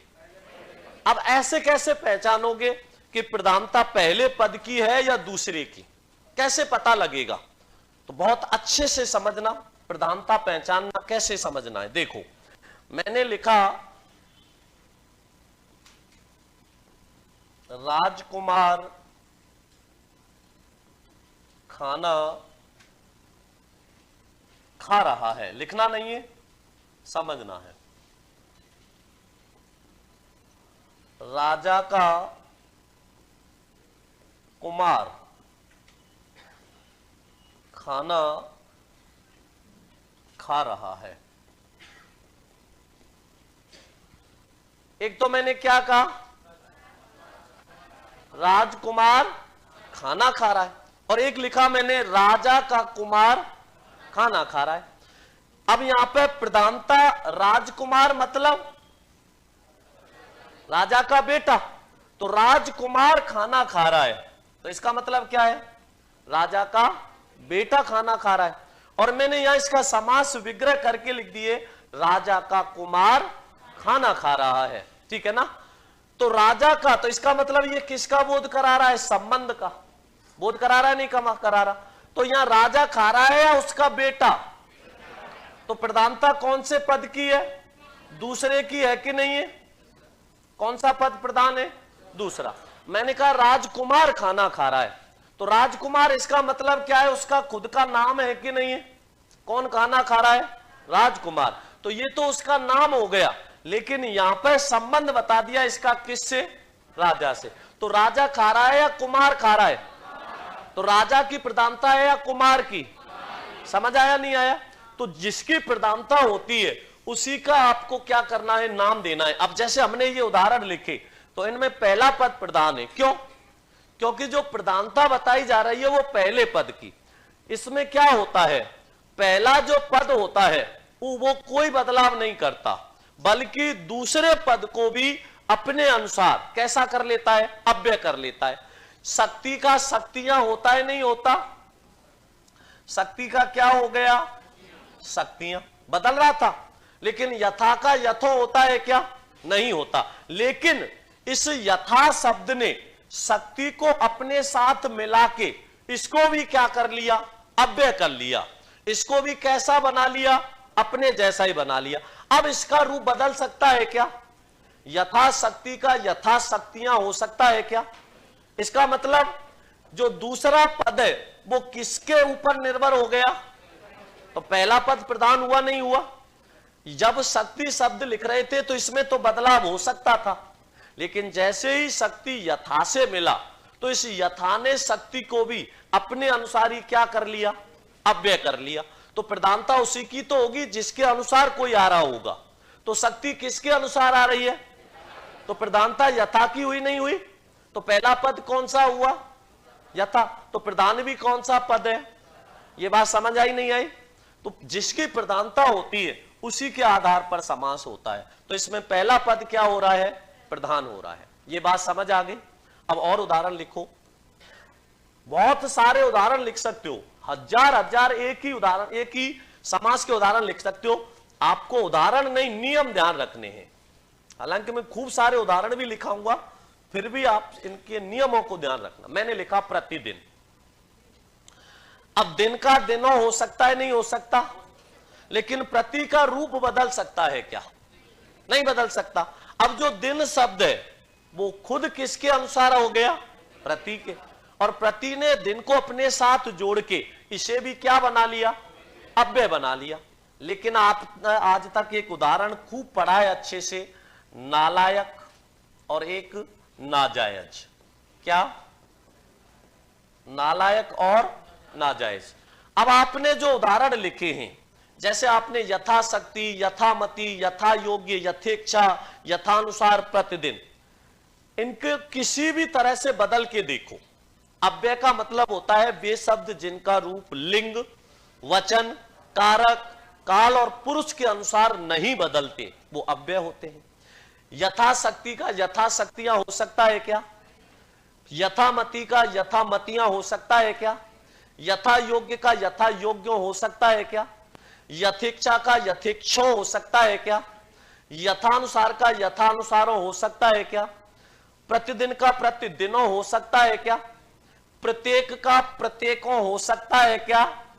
नहीं हो सकता। क्यों? क्योंकि पहले पद ने दूसरे पद को अपने साथ मिला के उसको क्या बना लिया? अव्यय बना लिया। लेकिन यहां पे तो नालायक का नालायकों हो जाता है, नहीं होता है? अरे नालायक का नालायकों होता है, नहीं होता? होता है। आज तक आपने किस में पढ़ा है नालायक? अव्यय भाव समास ही तो पढ़ा है, नालायक में नहीं पढ़ा। या कोई और भी समास पढ़ा है? कर्मधारय नहीं होता, ठीक है ना? अब सुनो ध्यान से, नालायक का नालायक हो गया। किसी एक को कहेंगे तो क्या कहेंगे? अरे नालायक। और एक से ज्यादा है तो उनको क्या कहेंगे? अरे नालायकों। बहुवचन हो गया, नहीं हो गया? बदल गया लिंग और वचन, वचन के अनुसार बदला, नहीं बदला? फिर कैसे अव्यय भाव हुआ? इसमें समास होता है निया तत्पुरुष। कौन सा तत्पुरुष? निया तत्पुरुष। अब यह भी मैं आपको बहुत विस्तार से बताऊंगा कि निया तत्पुरुष कब करना है, अव्यय भाव कब करना है। अब नाजायज का क्या होगा? है नाजायजों। हो गया, नहीं हो गया? और हो गया तो इसका मतलब ये किस में जाएगा? निया तत्पुरुष में जाएगा, नहीं जाएगा? आ रहा है समझ? नहीं आ रहा? तो ध्यान क्या रखना है, अव्यय का मतलब ही होता है जिसका व्यय नहीं हो, ठीक है ना? और जिसका व्यय नहीं हो वो क्या है? अव्यय भाव समास है। तो देखो मैंने लिखा प्रतिदिन, तो प्रतिदिन का क्या होगा? दिन के बाद दिन, प्रत्येक दिन, या फिर हर दिन। क्या लिखेंगे? वह प्रतिदिन मेरे पास आता है, मतलब प्रत्येक दिन या हर दिन होगा। तो दिन के बाद दिन, प्रत्येक दिन, हर दिन होता है। व्यर्थ में कौन सा होगा? व्यर्थ में अव्यय भाव होगा, विधन अर्थ, जिसका क्या नहीं हो? अर्थ नहीं हो, इसी में आएगा। तो प्रतिदिन का हर दिन हो गया, नहीं हो गया? आगे लिखो, छाप दो एक बार इसको। प्रतिदिन, हर दिन या प्रत्येक दिन। नालायक में ना धन लायक, जो क्या नहीं हो? तो लायक लायक हो। तो इसमें ना जो शब्द है वो क्या होता है? ना उपसर्ग होता है, लेकिन वो किसके अर्थ में आता है? निया तत्पुरुष। कौन कौन से उपसर्ग आ जाएं? ए, अन, अन और ना। ए, अन, अन और ना। जब इन सबको मिलाएंगे, ए का तो ए ले लिया, ने अधूरा ले लिया, ने पूरा, बाद में ना ले लिया, क्या बना? अन्ना हजारे। जानते हो अन्ना हजारे? जब भी कोई काम, जब भी कोई काम नियम के विरुद्ध होता है तो सबसे पहले कौन आता है? और वो क्या कहता है? ऐसा नहीं करना। तो ने, ए, अन, अन और ना उपसर्ग आ जाए, नहीं के अर्थ का बोध करा दे, वहां पर समास होता है निया तत्पुरुष। कौन सा? निया तत्पुरुष समास होता है। तो मैं कह रहा हूं ना, समास में जहां आपको समस्या आनी चाहिए, कहां आनी चाहिए, ये चीज जब मैं यहां क्लियर कर दूंगा, आप गलती तो करोगे एक बार, वो गलती जो आप पेपर में करोगे वो मैं पहले यहां करा लूंगा, तो आपको वहां समस्या नहीं आएगी। ये निश्चित है, गलती तो आप रिपीट करोगे, लेकिन हम पहले ही यहां करा लूंगा मैं, तो वो नहीं रिपीट होगी। अब लिखो इसमें प्रतिदिन लिख दिया, लिखो आगे प्रतिपल। और प्रतिपल का मतलब क्या होता है? प्रत्येक पल या हर पल। प्रतिपल का क्या हो गया? हर पल हो गया। इसी प्रकार मैंने लिखा प्रतिक्षण, और प्रतिक्षण का क्या हो जाएगा? प्रत्येक क्षण या हर क्षण हो जाएगा। तो प्रतिक्षण मतलब प्रत्येक क्षण या हर क्षण होता है। प्रत्येक, और प्रत्येक का क्या होता है? प्रतिधन एक, प्रत्येक मतलब हर एक। अब प्रत्येक का प्रत्येकों हो सकता है क्या? नहीं हो सकता। प्रत्येक, हर एक।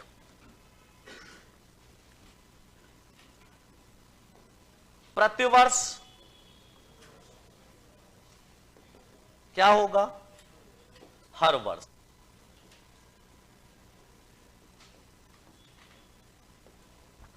अब एक उदाहरण लिखना मत, समझना। कुशलता पूर्वक में कौन सा समास होगा? कुशलता पूर्वक का मतलब होता है कुशलता के साथ, अव्ययभावी होता है। इसमें कुशलता पहला पद क्या है? आगे दे दिया, अव्यय पीछे दे दिया। ऐसे बहुत सारे उदाहरण आएंगे, मैं बाद में खूब लिखाऊंगा। देखो, मैंने लिखा प्रतिवर्ष, हर वर्ष। मैंने लिखना मत प्रतिनियुक्ति। अब क्या होगा प्रतिनियुक्ति का? किसको कहते हैं प्रतिनियुक्ति?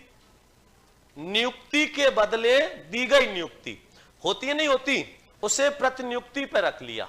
नियमित नियुक्ति के बदले दी गई नियुक्ति क्या होती है? प्रतिनियुक्ति। अब प्रतिनियुक्ति का प्रतिनियुक्तियां नहीं होता क्या? प्रतिनियुक्ति का क्या हो गया? प्रतिनियुक्तियां। आज सभी को प्रतिनियुक्तियां दे दी गई। मैंने लिखा प्रतिलिपि, फोटोकॉपी। प्रतिलिपि फोटोकॉपी तो होती है, और प्रतिलिपि का क्या कर दिया? हुआ कि नहीं हुआ? अब इसका तो रूप बदल रहा है, नहीं बदल रहा? बदल रहा है। तो प्रतिनियुक्ति का प्रतिनियुक्तियां हो रहा है, प्रतिलिपि का प्रतिलिपियां हो रहा है। तो इसमें अव्ययभाव समास होगा क्या? नहीं होगा।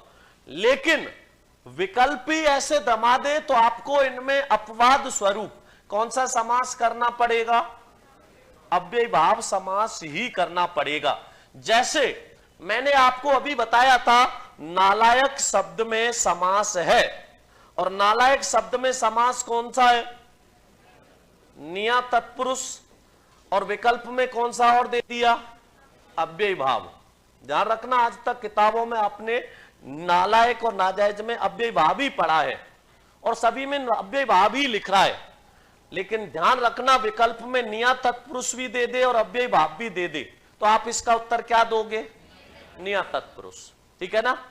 और विकल्प में निया तत्पुरुष ना लिख के केवल क्या लिख के दे, अब इसका उत्तर क्या करोगे? ये सारी बातें समझ आ रही है, नहीं आ रही? इन चीजों को बहुत अच्छे से समझ लेना, क्योंकि यही समस्या आपको पेपर में फेस करनी है।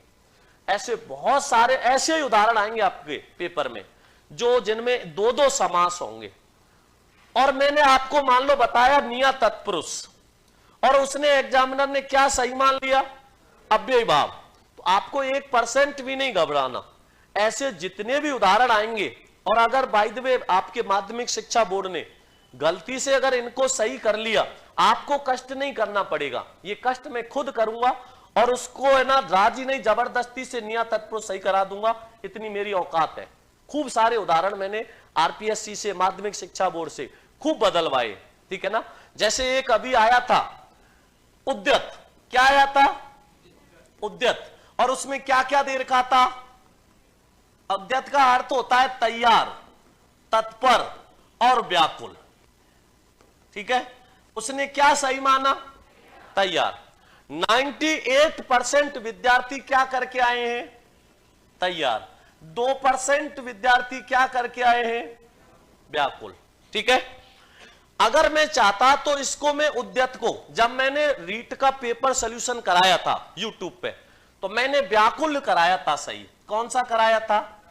जबकि मुझे अच्छे से पता है तैयार का मतलब, उद्यत का मतलब तैयार भी होता है, तत्पर भी होता है, व्याकुल भी होता है। बहुत अच्छे से पता था, मैंने व्याकुल कराया। लेकिन 98% विद्यार्थी किसको करके आए? और 2% क्या करके आए? तो 2% के लिए मैं 98% का नुकसान कर सकता हूं क्या? मेरी आत्मा ही गवाही नहीं देती इस चीज की। अगर 98% व्याकुल करके आ जाते, 2% तैयार कर देते, तो मैं जबरदस्ती से माध्यमिक शिक्षा बोर्ड पे कौन सा सही करवा लेता? व्याकुल। क्योंकि मुझे एक एक उदाहरण का अच्छे से पता है कि ये उदाहरण कौन सी किताब में कौन से पेज नंबर पे लिखा है। 8th क्लास की पुस्तक में व्याकुल लिख रखा है स्पष्ट शब्दों में उद्यत का। अब मुझे उस चीज को बदलवाने के लिए प्रूफ चाहिए ना। माध्यमिक शिक्षा बोर्ड को प्रूफ मांगना है ठोस, और एनसीईआरटी की बुक प्रूफ के लिए काफी नहीं होती क्या? और मैं ये प्रूफ अगर लगा देता तो व्याकुल सही करना पड़ता, नहीं करना पड़ता? नुकसान कितनों का होता? इसलिए मैंने ये बिल्कुल नहीं छेड़ा। 3 प्रश्न जो मैंने रिट लगाई उसको माध्यमिक शिक्षा बोर्ड ने क्या किया, बदला, जो वाकई क्या थे, सही थे। अब आपसे ऐसे पूछ ले, जैसे आपसे प्रतिनियुक्ति है, प्रतिलिपि है, इनको पूछ ले और विकल्प में क्या दे दे, अव्ययी भाव भी दे दे और तत्पुरुष भी दे दे, ठीक है ना। और आपने कौन सा किया, तत्पुरुष किया, और उसने मान लिया अव्ययी भाव। तो अपने पास में प्रूफ है कि नहीं, क्योंकि अव्ययी भाव समास का मतलब ही है किसका भाव आना चाहिए, अव्यय का। इसमें अव्यय का भाव आ रहा है क्या। तो ऐसी समस्याओं को आप बिल्कुल भी घबराना मत, बिल्कुल भी टेंशन लेना मत, क्योंकि ये जो समस्या आप पहली बार फेस करोगे, मैं इनको हजारों बार फेस कर चुका हूं पिछले 10 साल से ये पढ़ा रहा हूं। तो जाहिर सी बात है ये मेरे सामने आई होंगी, नहीं आई होंगी, और आई होंगी तो मुझे ये सब चीज पहले से क्लियर होगी, नहीं होगी। तो आपको ये समस्या आएगी क्या, बिल्कुल भी नहीं आएगी। इन सब चीजों से आप बिल्कुल घबराना मत, ये समस्या केवल आपको कहां आएगी, समास में, ठीक है ना। लिखो आगे, तो प्रति आ गया। अब लिखो आमरण। आमरण क्या मतलब होता है, आमरण का, मरण तक, मतलब मरने तक। आ का मतलब क्या होता है, तक होता है। आवरण, आवरण का मतलब क्या होता है, भरने तक। आवरण भरने तक।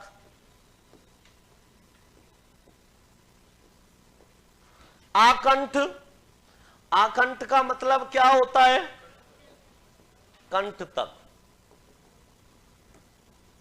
आकंठ, कंठ तक।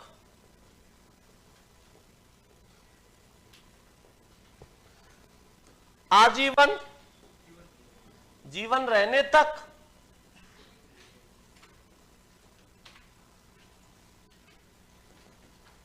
आजीवन, आजीवन मतलब जीवन रहने तक।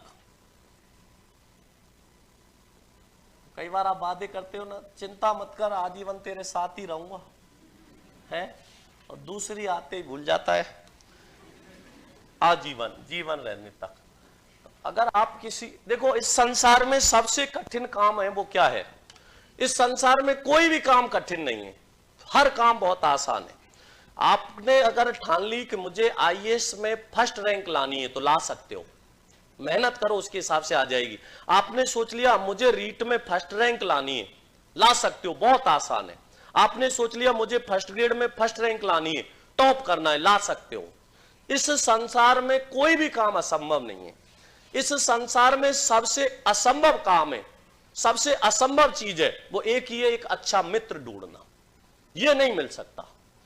एक अच्छा मित्र इस संसार में किसी को मिल गया, समझ लेना वो संसार का सबसे धनी आदमी है। सबसे कठिन काम होता है एक अच्छा मित्र ढूंढना, जो बहुत कम लोगों को और बहुत ही किस्मत से मिलता है, मिलता ही नहीं है। क्योंकि आज के समय पे लोग मित्रता स्वार्थ के वशीभूत होके करते। मैं इससे मित्रता कर रहा हूं, कर रही हूं तो मुझे क्या लोभ है, क्या फायदा मिलेगा, ये सोच के, और जहां ये चीज आ जाती है वो मित्रता थोड़े दिन बाद ही खत्म हो जाती है। इसका मुख्य कारण क्या है, मुख्य कारण होता है कि मनुष्य जहां स्वार्थ के वशीभूत होता है वो कभी भी लंबा नहीं चल सकता। तो आप कई बार देखते हो ना, लोग वादा कर देते हैं, मैं ये कर दूंगा, मैं वो कर दूंगा, है, मैं ऐसे है, मैं ऐसे।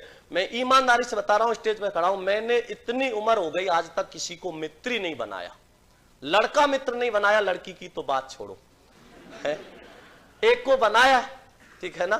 तो मैं आपको क्या कह रहा हूं, विश्वास करना बहुत ही असंभव काम है, बहुत ही असंभव काम, ठीक है ना।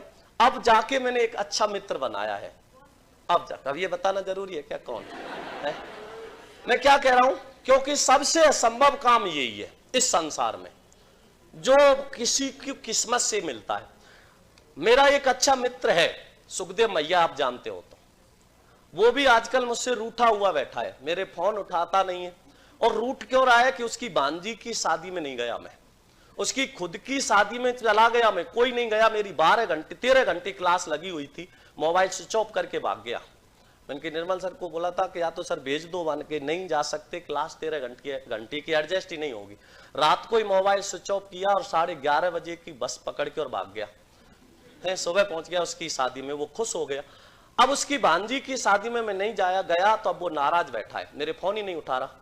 मैंने उसको खूब गाली तक लिख के भेज दी, लेकिन नहीं उठा रहा। अगर अच्छा मित्र होता मेरा वो, तो फोन उठाता, नहीं उठाता। अब वो कब मानेगा जब जाके उसके 5-7 झापड़ मारूंगा खींच खींच के, तब वो समझेगा, तब उसकी अकल आएगी। तो अच्छा मित्र मिलना इस संसार में बहुत ही कठिन काम है। कई बार वादा कर देते मैं तेरे लिए चांद तारे तोड़ लाऊंगा, है, मैं तेरे लिए पानी में आग लगा दूंगा, मैं तेरे लिए बालू में से तेल निकाल दूंगा। तो उसको यूं पूछ के पहले तेरा खुद का तेल निकाल ले, मेरा तब निकालना, बालू का तब निकालना है। तेल निकलवा, उसको पसीना लब्बाओ, उसको भागाओ पीछे, तब उसको अकल आएगी।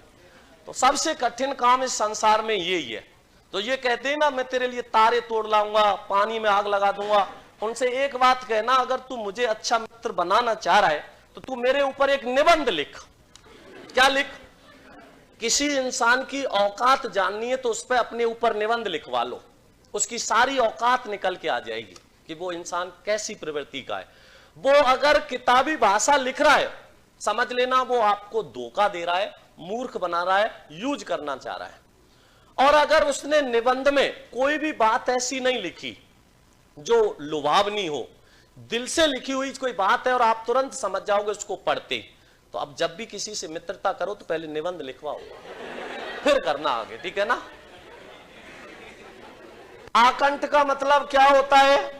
कंठ तक होता है। आमरण मरने तक, आवरण भरने तक, आकंठ कंठ तक होता है। आजीवन जीवन रहने तक। आगे लिखो, आपाद मस्तक, आपाद मस्तक। आ माने होता है तक, पाद माने होता है पैर, और मस्तक माने सिर। पैरों से सिर तक, पैरों से सिर तक।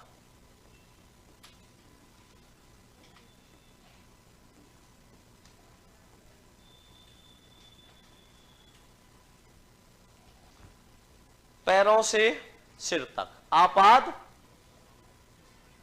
सर निबंध की जगह लेटर लिखवा लें तो? लेटर से काम नहीं चलेगा है? अपने ही गुस्सा होते हैं। हाँ ये तो बात सही है, गुस्सा कुछ ज्यादा ही हो रहा है उसका।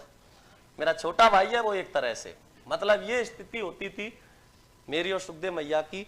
जिस दिन हम नहीं मिलते थे, सुखदेव मैया की तो लोगाई ये कहने लग गई कि लग रहा है मुझे तलाक लेना पड़ेगा तुमसे, है? ये कहती थी उसकी तो, कि लग रहा है मुझे तलाक लेना पड़ेगा, आजकल मैं कम सहदेव चौधरी ज्यादा दिखता है तुम्हें। तो मैंने बोला, मैंने कहा तुम भाभी तलाक मत लो, मैं ही जोधपुर छोड़ के जयपुर चला जाता हूँ। तो मैं छोड़ के जोधपुर यहीं आ गया, तो बेचारे का तलाक होने से बच गया। लिखो, आपाद मस्तक पैरों से सिर तक। आ जानू बाहू। अरे ये वो जानू नहीं है जिसकी वजह से तुम हंस रहे हो। दो शब्द होते हैं, एक तो होती है जानू और एक होती है जानू।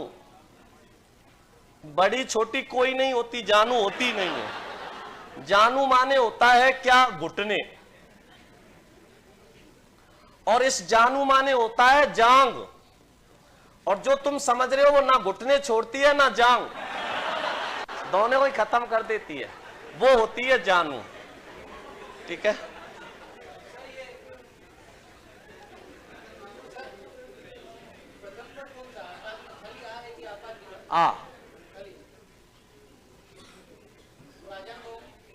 आइए समझ आया। जानू माने होता है घुटना और जानू माने होता है जांग। तो इनमें से कोई जानू है क्या? इसका मतलब कौन है जानू? जो दोनों को ही नहीं छोड़े, ना घुटने ना जांग। याद रहेगा, पूछ लेता है इसको। तो छोटा क्या होता है? घुटना। और बड़ी क्या होती है? तो ध्यान रखना, लिखो इसको।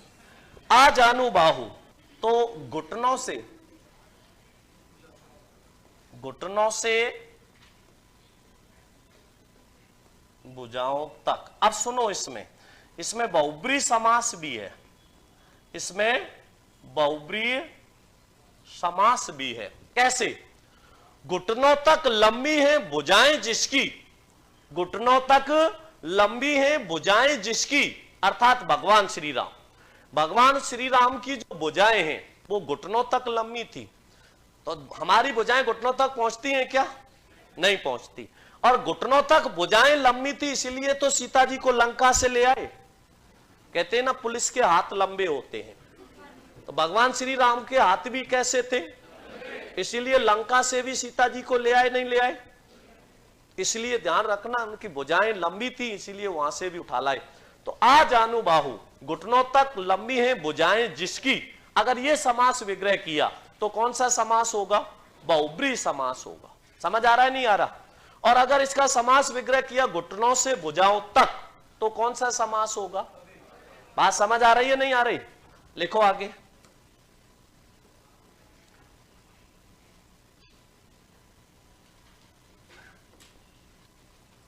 बेअसर, जिसका क्या नहीं हो? असर रहित। बेअसर, असर रहित, असर रहित।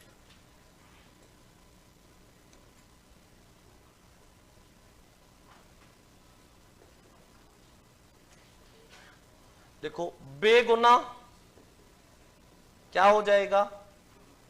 गुना रहित। बेगुना गुनाह रहित। बेपरवाह क्या हो जाएगा? परवाह रहित। बेपरवाह, परवाह रहित। कहते नहीं बेपरवाह आदमी किससे रहता है? वो परवाह से रहित है। बेवफा, जो किससे रहित हो? वफा से रहित। बेपना इसी में आ जाएगा, वफा रहित। ये बे जो उपसर्ग होता है ये किसका होता है? फारसी भाषा का। किसका? फारसी भाषा का। बेवफा, तो बेवफा वफा रहित। बेदर्दी, दर्द रहित, जिसको कोई दर्द ही नहीं हो। अगर आजानुभाव दिया हो और दोनों समास ऑप्शन में दिए हो तो किससे प्राथमिकता? ध्यान रखना, बहुब्री समास हमेशा प्राथमिकता में रखना है। जब विकल्प में बहुब्री ना दे तब दूसरा करना है। आपसे पूछे आजानुबाहु शब्द में समास है, अव्ययी भाव भी देगा बहुब्री भी देगा, तो क्या करोगे? बहुब्री। और अगर दोनों दे दिए, सॉरी अव्ययी भाव दे दिया बहुब्री नहीं दिया, फिर क्या करोगे? याद रहेगा ना, बहुब्री में आपको कोई समस्या नहीं आएगी। बहुब्री समास जब पढ़ाऊंगा मैं आपको पहले नोट लगवाऊंगा, 3 नोट लगवाने के बाद आप खुद कहोगे सर अब बहुब्री समास के उदाहरण भले ही मत लिखाओ, आ गया हमें। बहुत ही सरल है बहुब्री समास, 3 नोट लगवाते ही बहुब्री समास समस्या खत्म हो जाती है। जैसे ना एक शब्द है नकटा, है कटी हुई है नाक जिसकी, बहुब्री हुआ नहीं हुआ? किसको किसके लिए आ रहा है? कटी हुई है नाक जिसकी, अर्थात अरे लिंग का तो ध्यान रखो। नकटा सुपड़ का कैसे हो जाएगी? नकटा पुल्लिंग है, वो स्त्रीलिंग है। नकटी कहता तो फिर भी चलता, कटी हुई है नाक जिसकी अर्थात सुपड़ का। तो इतना तो ध्यान रखा करो लिंग और वचनों का। नकटा का मतलब होता है कटी हुई है नाक जिसकी अर्थात बेशरम। किसके लिए आता है? बेशरम। बड़ा ही नकटा आदमी है, बार बार ब्लॉक कर रही हूं, नए नए नंबर से दे रहा है। कैसा है वो? नकटा है, बेशरम है। तो बहुब्री हुआ नहीं हुआ? तो इसलिए ध्यान रखना है, बहुब्री में आपको कोई दिक्कत नहीं आएगी। कर रहो बेपना, पनाह रहित। आगे लिखो, आगे लिखो इसमें नीरस। नीरस क्या हो जाएगा? रस रहित हो जाएगा। नीरस का क्या होगा? रस रहित हो जाएगा। नीरव, नीरव का क्या हो जाएगा? रव। रव माने होता है ध्वनि, ध्वनि रहित, ध्वनि रहित।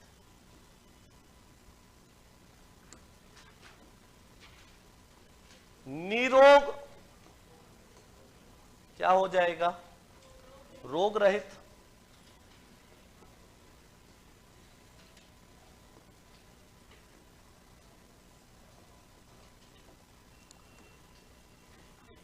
लापरवाह क्या होगा? लापरवाह, परवाह रहित, जो किससे रहित हो? लापरवाह, परवाह नहीं। लापरवाह, परवाह नहीं। परवाह रहित भी लिख सकते हो, परवाह नहीं भी लिख सकते हो। परवाह नहीं लिख दो, परवाह रहित लिख दो, दोनों का अर्थ एक ही होता है। ठीक है ना? कई बार परवाह रहित भी दे देता है, कई बार परवाह नहीं भी दे देता है। ठीक है। लाइलाज कहते हैं ना, ये लाइलाज बीमारी है जिसका कोई इलाज नहीं हो, तो इलाज रहित।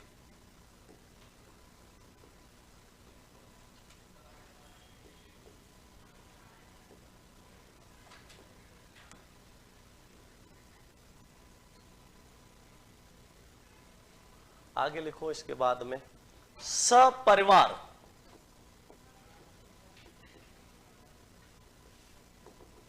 क्या होगा? परिवार सहित हो जाएगा।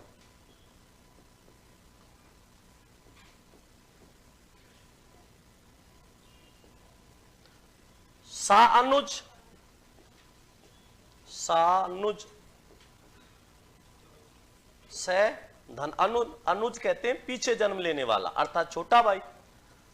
अनुजा कहते हैं बहन को, अनुज कहते हैं भाई को। अनुज छोटा भाई, अनुजा छोटी बहन। अग्रज बड़ा भाई, अग्रजा बड़ी बहन होती है। सानुज, अनुज सहित, स मान होता है सहित। आगे लिखो, सपत्नीक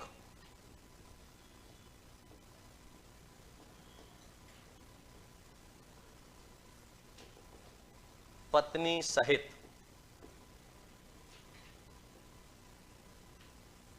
पत्नी है तो छोटी होगी क्या? सवाल ही पैदा नहीं होता। पत्नी सहित, तो स परिवार, स पत्नी, सा अनुज लिख दो।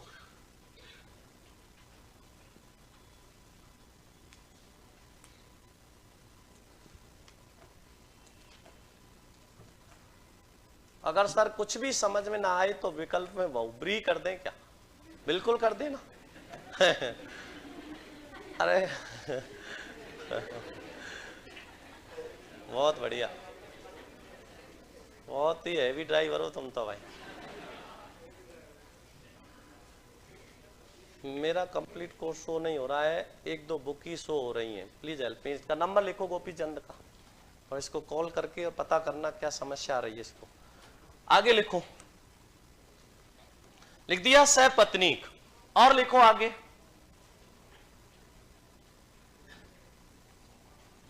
लिखो भरपेट। भरपेट, पेट भरकर। भरपेट, पेट भरकर। भरपूर, पूरा भरा हुआ। पूरा भरा हुआ। भरपूर, पूरा भरा हुआ।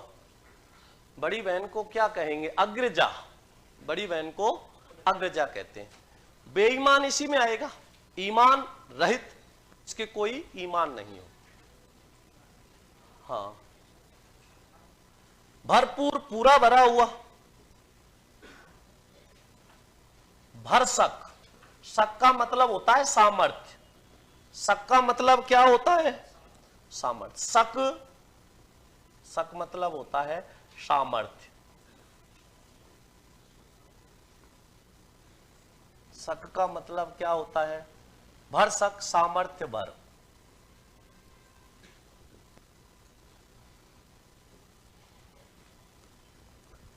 प्रथम पद अव्यय हो गया, उपसर्ग युक्त पद हो गए हैं, प्रथम पद प्रधान भी हो गया, पुनरावृत्ति शब्द। अभी बहुत सारे उदाहरण हमें इनके विपरीत भी समझने, पहले इनको लिखो। पुनरावृत्ति शब्द जैसे चला चली, चला चली। चला चली का क्या होगा?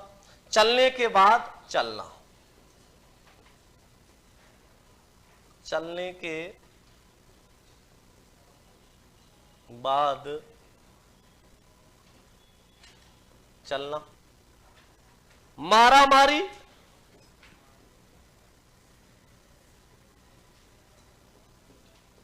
कई बार कहते हो ना आज बैंक में बड़ी मारा मारी हो रही थी, तो धक्का मारना।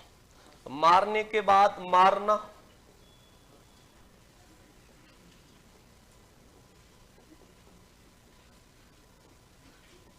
कई बार ऐसे नहीं देता, कई बार ऐसे भी दे देता है। जैसे चला चली, चलने के बाद चलना या चलते ही रहना। मारा मारी, मारने के बाद मारना या मारते ही रहना। भागम भाग, भागम भाग, भागने के बाद भागना या भागते ही रहना। आपने मूवी देखी होगी भागम भाग, है नहीं देखी? तो भागम भाग मूवी में क्या होता है, बेचारे भागते ही रहते। कोई ना कोई बसूड़ी ऐसी हो जाती है कि वो भागते ही रहते हैं। कभी कुछ होता है फिर भाग रहे, उसके बाद फिर कुछ ऐसा हो जाता है फिर भाग रहे। पूरी मूवी में वो क्या करते? भागते ही रहते। बाबू भैया और अक्षय कुमार और सुनील शेट्टी भागते ही रहते हैं। रात बीच है, गोविंदा भी है ना। भागम भाग, भागने के बाद भागना या भागते ही रहना। भागने के बाद भागना,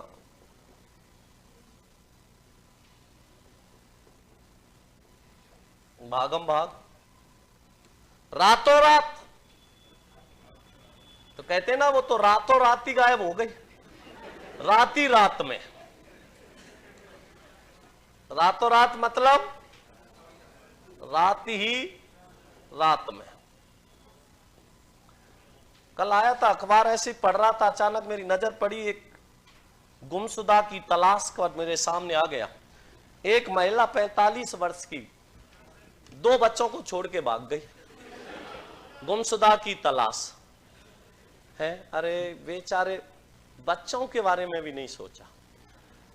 कैसे कैसे स्वार्थी लोग होते हैं, अपने बच्चों की भी नहीं आती। पर कहते हैं ना इश्क और जंग में सब जायज है, सब चलता। रातों रात मतलब रात ही रात में। दिनों दिन, दिनों दिन, दिन के बाद दिन, दिन दिन भी दे देता है, दिनों दिन भी दे देता है। दिन के बाद दिन, ये राक्षस कौन है?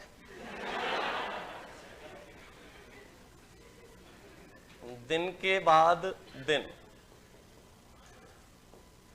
अरे ऐसी कोई घटना मत घटित कर देना कि क्लास से तुम्हें भगाना पड़े, फिर निर्मल सर साक्षात आके भी नहीं बिठा सकते तुम्हें।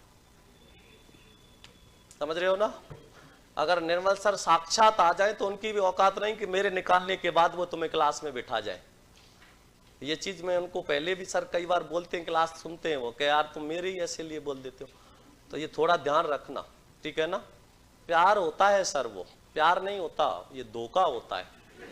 इसको प्यार नहीं कहते। प्यार कहते हैं उसको जिसमें वफा होती है, ठीक है ना? जो अपने बच्चों की नहीं हुई वो क्या होगी उसकी? 100% निश्चित है जिसके साथ भागी थोड़े दिन बाद उसको भी छोड़ के किसी और के साथ भी भागेगी।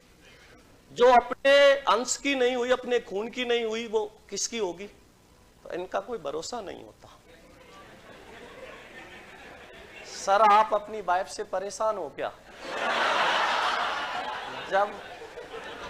जब देखो उनके भाई के पीछे ही पड़े रहते हो, कभी साला तो कभी वाइफ।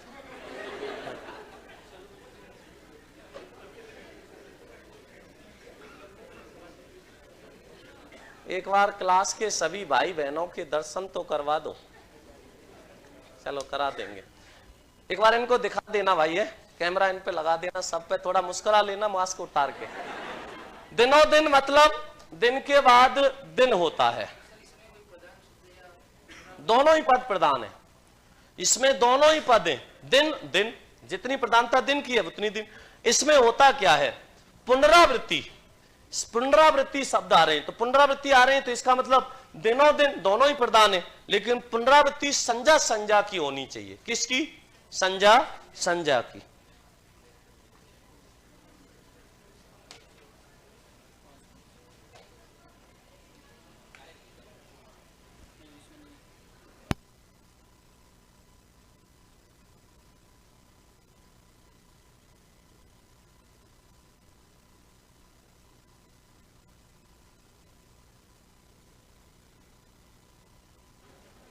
दिनों दिन, दिन के बाद दिन, हर दिन, दिन के बाद दिन, हर दिन, दिनों दिन सब आ जाता है इसमें।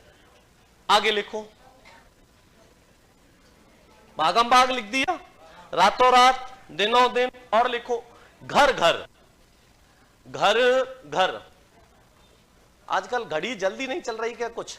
मैंने सोचा अभी 1 घंटा हुआ होगा, ऊपर दिख रहा है 6:15 हो गए हैं। आजकल घड़ी जल्दी कैसे चल रही है तुम्हारे बैच में, पता ही नहीं चल रहा टाइम का। दिनों दिन लिख दिया, आगे लिखो घर घर, तो घर घर का लिख दो हर घर, घर के बाद घर, प्रत्येक घर या हर घर, घरों घर इसी में आ जाएगा। घर घर कह दो, घरों घर कह दो, दिन दिन कह दो, दिन के बाद दिन कह दो, दिनों दिन कह दो। आगे लिखो इसके बाद रातों रात लिख दिया, आगे और लिखो इसमें घर घर लिख दिया, दिन दिन लिख दिया, रात रात लिख दिया, आगे लिखो और इसमें जैसे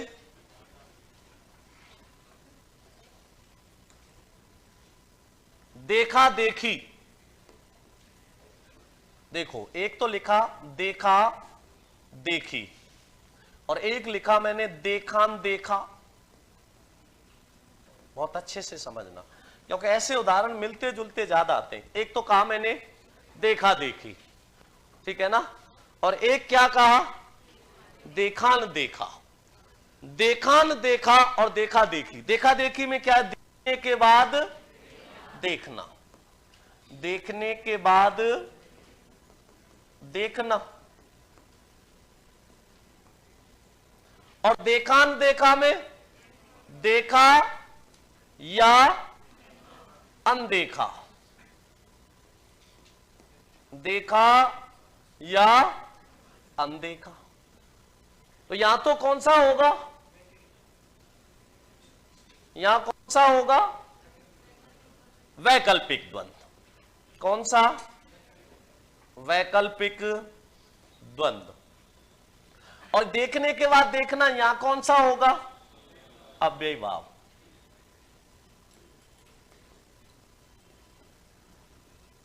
आ रहा है समझ में? नहीं आ रहा तो बिल्कुल मिलते जुलते से नहीं है क्या? ऐसे का आपको बहुत ज्यादा ध्यान रखना है जो मिलते जुलते होते हैं, ठीक है ना। तो देखान देखा और देखा देखी। देखा देखी में लिखो देखान देखी, देखा देखी, देखने के बाद देखना या देखते ही रहना। आगे लिखो बार बार,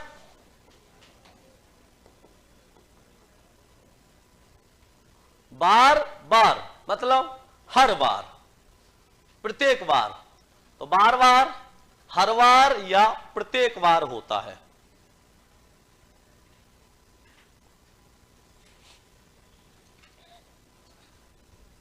लिख दिया।